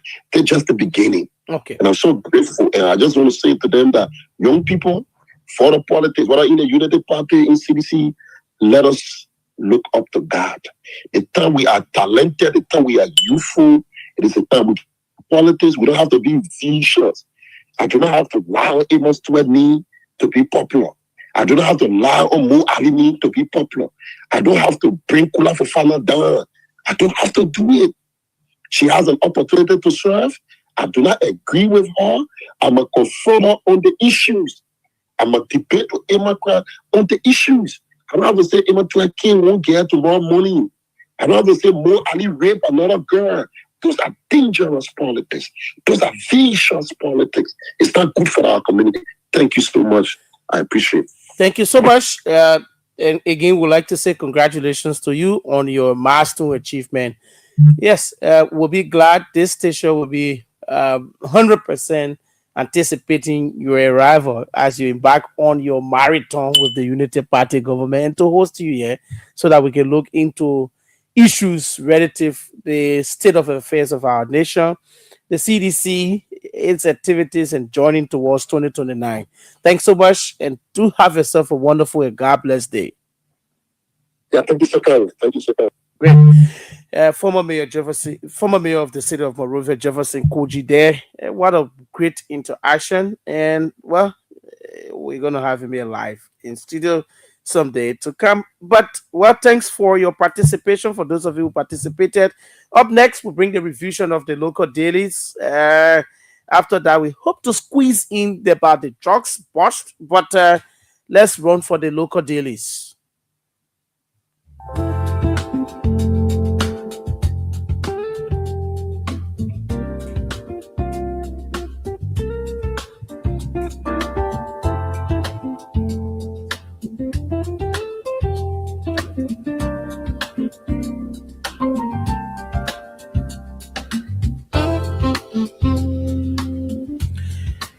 Oh yes, the revision of the local dailies is a regular segment right here on the program, Kear Morning Live. My name is OBED Sebastian GIBAH. Before me, I have the New Republic newspaper, the In Profile Daily newspaper, the Oracle News Daily, the New Liberia newspaper, and Front Page Africa newspaper. My first stop this morning is the New Republic newspaper. Light for all is their motto, and it's volume 15, number 292, is sold for $50 Liberian. Board banner headline of the New Republic newspaper: Go and write Trump. Nigerian cleric tells President Bwaka as he digs in his heels over the prophecy. Who do we have here? President Joseph Yuma Bwaka. Photograph is on the front page of the paper. And of course, the Nigerian prelate who is trending for using words on the Liberian leader and the government is on the front page of the paper. Another story topping the front page of the paper: Acela Meta transitions 56 young Liberians. Photograph of staff of Meta and group of Liberians on the front page of the paper. Without flip to the back page of the paper, we are defending son's decision. Term its professional choice. Who do we have here? Former President George Manewia. Photograph is on the back page of the paper. And another story right here: FINA is back in indictment as question mounts over unexpected arrest rate. Who do we have here? One-time rescue mother FINA bundle. Photograph is on the back page of the paper, looking very great, smiling. But that will run strictly to the editorial of the paper. And it says the politics was smelled, but Liberians must get well. Grab yourself a copy of the New Republic newspaper and get the details of those stories. Top in the front and back pages. My next stop is the In Profile Daily newspaper, PUL's best newspaper, 2012, 2013, 2014. Volume 18, number 145. This paper is sold for $40 Liberian with its motto, in all that we do and write, in all that we report, come what may, and no matter what, Liberia first is the motto of the In Profile Daily newspaper. Both Bannon headlines. Burkina migrants ascend to 140,000. Can you believe that? The influx has become so uncertain that it concerns national security and meanwhile increased pressure on local resources. Ko Bankalu, the head of the LRRC, asserts. His photograph is on the front page of the paper this morning, looking serious here as 140,000 migrants. The number continues to increase. Let's be careful of the Burkina bees. They're farming. Another story top in the front page of the paper, Nima Superintendent Kokwe dies. Photograph of the late Nelson Kokwe, former superintendent of Nima County, is on the front page of the paper here this morning. Government targets 3,000 new jobs. Photographs of Liberians on the front page of the In Profile Daily newspaper.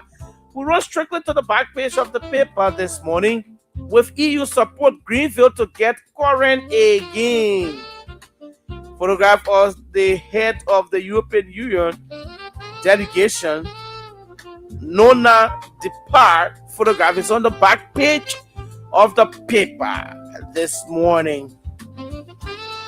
Bange land dispute reaches court. And of course, a property on the back page of the paper right here. On the back page of the In Profile Daily. We'll now run strictly to the editorial, and it says, let's regularly ring loyalty bell. Again, let's regularly ring loyalty bell. Can we ring that bell consistently or regularly? Grab yourself a copy of the In Profile Daily newspaper. My next stop is the Oracle Daily News.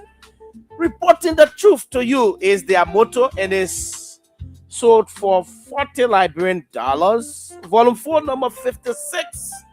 Bob Bannon headline of Nathaniel Debo Oracle Daily newspaper. Liberia becomes first maritime nation with over 300 million GF feet. A very huge vessel right here. And of course, the folks from the maritime photograph on the front page of the paper need to lie in others right here. Another story top in the front page of the Oracle Daily. CDC congratulates Secretary General Koji on historic graduation program. Israel Richmond University's Lauder School of Government.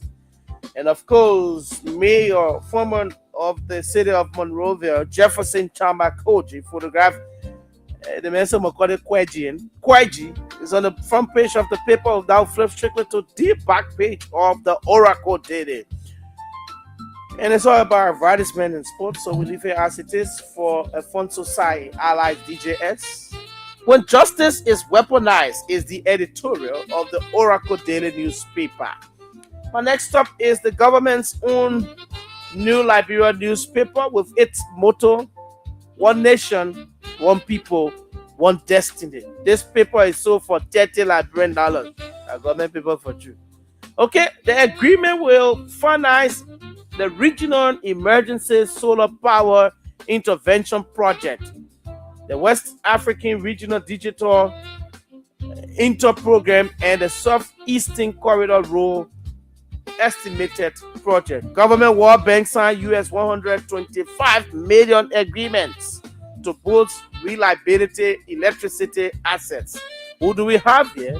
The Minister of Finance, Augustine Kpeng Gafuan, photograph is on the front page of the New Liberia as President Joseph Yuma Boakai watched on. Government adopts 10 years national security strategy.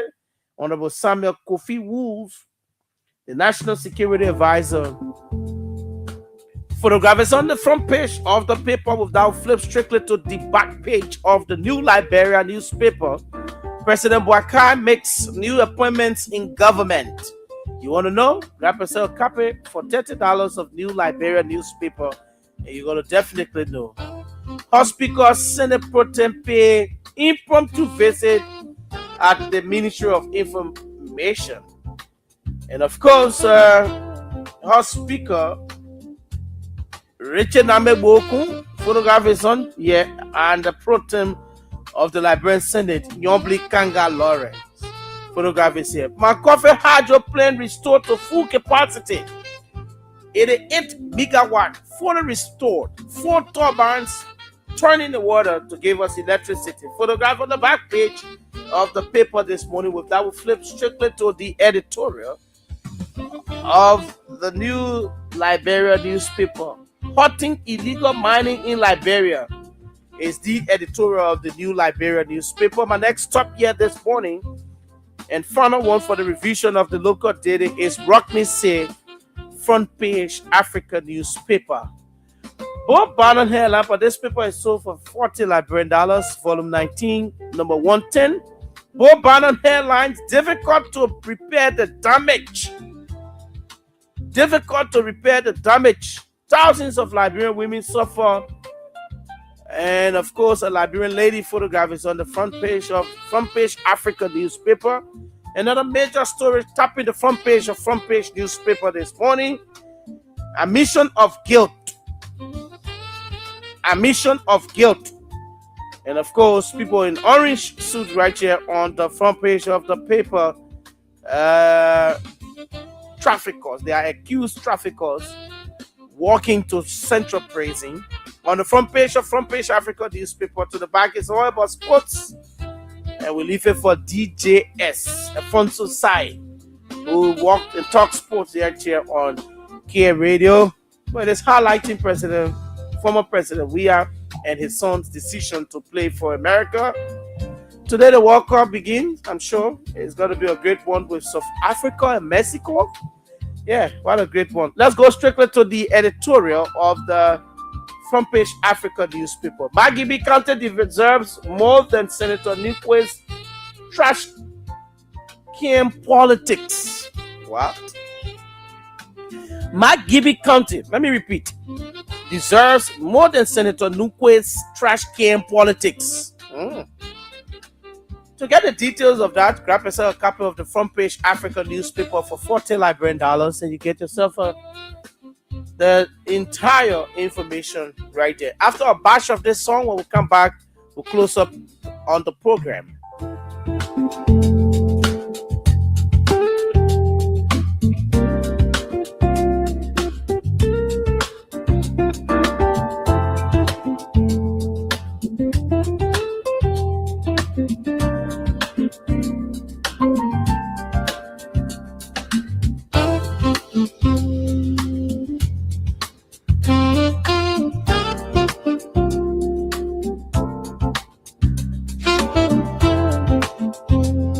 Yes, welcome as we continue the program this morning, right here on Kear Radio 95.9.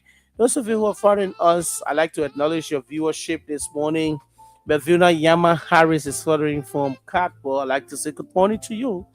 Melvina Yama Harris, one of our regular followers. Patrick Bolo.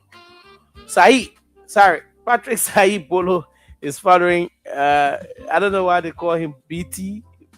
Bluetooth, but good morning and thanks for following us, Patrick Saib Bolo, as the family this morning. Let me go back to our Facebook page, acknowledge our viewers there. Okay, let me come right here. Yeah, we're going to talk a bit. And so Maluce's son George says, good morning, OBED GIBAH. I'm following the show from my keke. Thanks for joining us from your keke this morning. Massa Tape said, great SG. Thank you so much for joining us. Marcin Tape. Augustine Tamba says, good morning. Obed Jiba. I'm following closely from my hustle ground. Where I don't know. Mercy A. Brown says, good morning. I am watching you from Pinsville. Thanks for joining us from Pinsville. Venetius Bar Jr. says he's following us from the borough of Newcastle Town. Thanks for joining us. Good morning, Obed. I'm following you from Cardwood this morning. V8 Mahmudu Ba, aka Mr. V8. Thanks so much for joining us. All of you who've been following, those of you listening, I'd like to say thanks so much for joining us on the platform this morning. We're going to talk about the drugs issues shortly, and then we can just close up for today's edition of the program right here on Kear Radio. Let's bring this sound down and we'll go strictly into it. We have to be serious about this whole drugs issue, right? And it means a whole lot. When I started the show, I was thankful to the acting head, that's the officer in charge of the Liberia Drugs Enforcement Agency, talking about Fejera Biago, right? There has been a lot of good news and bad news from the DEA. Yes, we've been hearing about some. They will not be 100% perfect, but I think they have transitioned the notion that when someone gets at the DEA is about recycling, selling. I'm not saying they're not doing it now. Don't get me wrong. I'm not also confirming that they are doing it or it is not being done there. Yeah. But all I can say is that there is tremendous effort being made by Fejera Biako and the DEA team, his deputies as well, doing extremely well. Sometimes you see the convoy of the squad. They call it the drug squad. I followed them for some time. The drug squad is there. They're moving tremendously. They're doing tremendously well, and they move in. You also see that people moving in homes, DA operatives moving in homes, going live. If they cause them to search your entire house, they will search the entire place and they will knock something down, or if not, they move on as well. But the Liberia Drugs Enforcement Agency has reported has seized narcotic substance value at more than $12 million, equivalent to approximately 2.4 billion at the Robertson International Airport. Investigators disclosed that the listed shippers of the contingent is Emma Van Group of companies located at 20th Street. They're there in 20th Street, Cinco. We have the contact, but we cannot say it on the radio because it is not professional to do so. So the listed contingent of drugs was identified as that's the drug was a cocaine, yeah, to be honest. And then the consignee was identified as Usman Ali, the consignee who brought the drugs in. It the 29 Baxley Green, Benjamin, England came from that, and the postal code is B95S5. The contact number for that particular drugs, yeah, we can say that one, plus two that plus 31684210042. And security expert described the interception as a significant victory for law enforcement agency and a clear indication of the increasing sophistication of international trafficking networks operating across borders. The successful operation at Robertson International Airport demonstrates heightening surveillance measures and improved intelligence gathering by Liberian authorities. So it was a great thing to do. The drug trafficking continues to pose serious threat to national security, public health, and economic development across West Africa.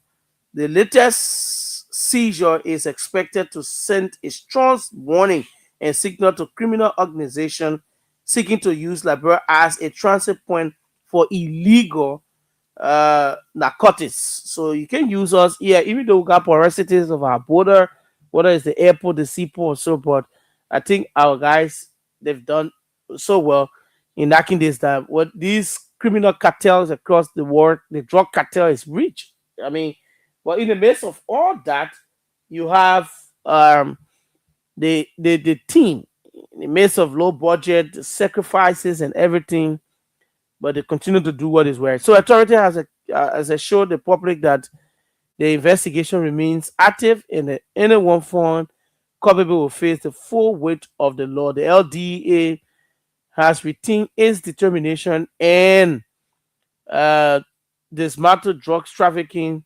syndicates. So the key on that, that the entire drugs syndicate will be dismantled gradually. You can 100% eradicate that, but I've had the opportunity to see the operations of the DEA under the watch of OIC Biago, and all I can say is that the president should. I'm not dictating to him, but advisors around the president. Y'all needed too much interest. You got different person to bring to the DEA. Let the president make a decision based on the current work done by the current team, with the support given them as to whether they're doing it adequately. Yeah, unlike before, you used to hear about fight and fight and fight and fight at the DEA, but now what do you have, right? You have the job done. Are they sacrificing because they want to be proper? I don't think so. From the police, long time, Biago is a very professional man. There have been a lot of interactions with him, the media and police training, whether it's in Ganta, whether it's in Grand Bassa. I've seen him. I know him in terms of professionalism. When we sit, and then sometimes the media practitioners, talk show hosts will ask some questions. Oh, the police normally do this to journalists in line of our duty. Then he come in with some explanation. Oh, okay, we all are serving the public, but sometimes you journalists too, when the police people put TB and say, don't cross this side, it's a red zone. Sometimes that's the play you pass, you say, a journalist. And so we have had that kind of conversation on multiple occasions ahead of electioneering periods or elections, where the media and the police will have a relationship, will have a conversation on how the two institutions can collaborate in the public to serve the public in terms of these critical times, especially when the police is under intense pressure in executing certain orders, and you have the journalist there wants to report it live from that particular scene. Sometimes the police officers have to be. So while he's serving the police, I followed him up, and I knew exactly from that time that Biago is a very professional, very, very, very professional man, and he has been exhibiting high level professionalism since. And these things are not strange that they're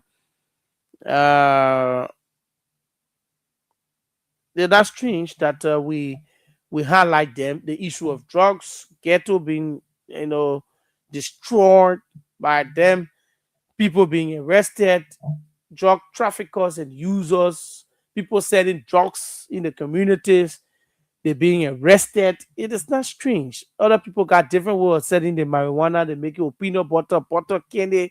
They killing our youth. They're smoking. They're doing this one. It's a whole different thing with this drugs issue. My analysis has been from 2005 to 2025. The number of Zogo has increased in our country. It's all because of drug addiction.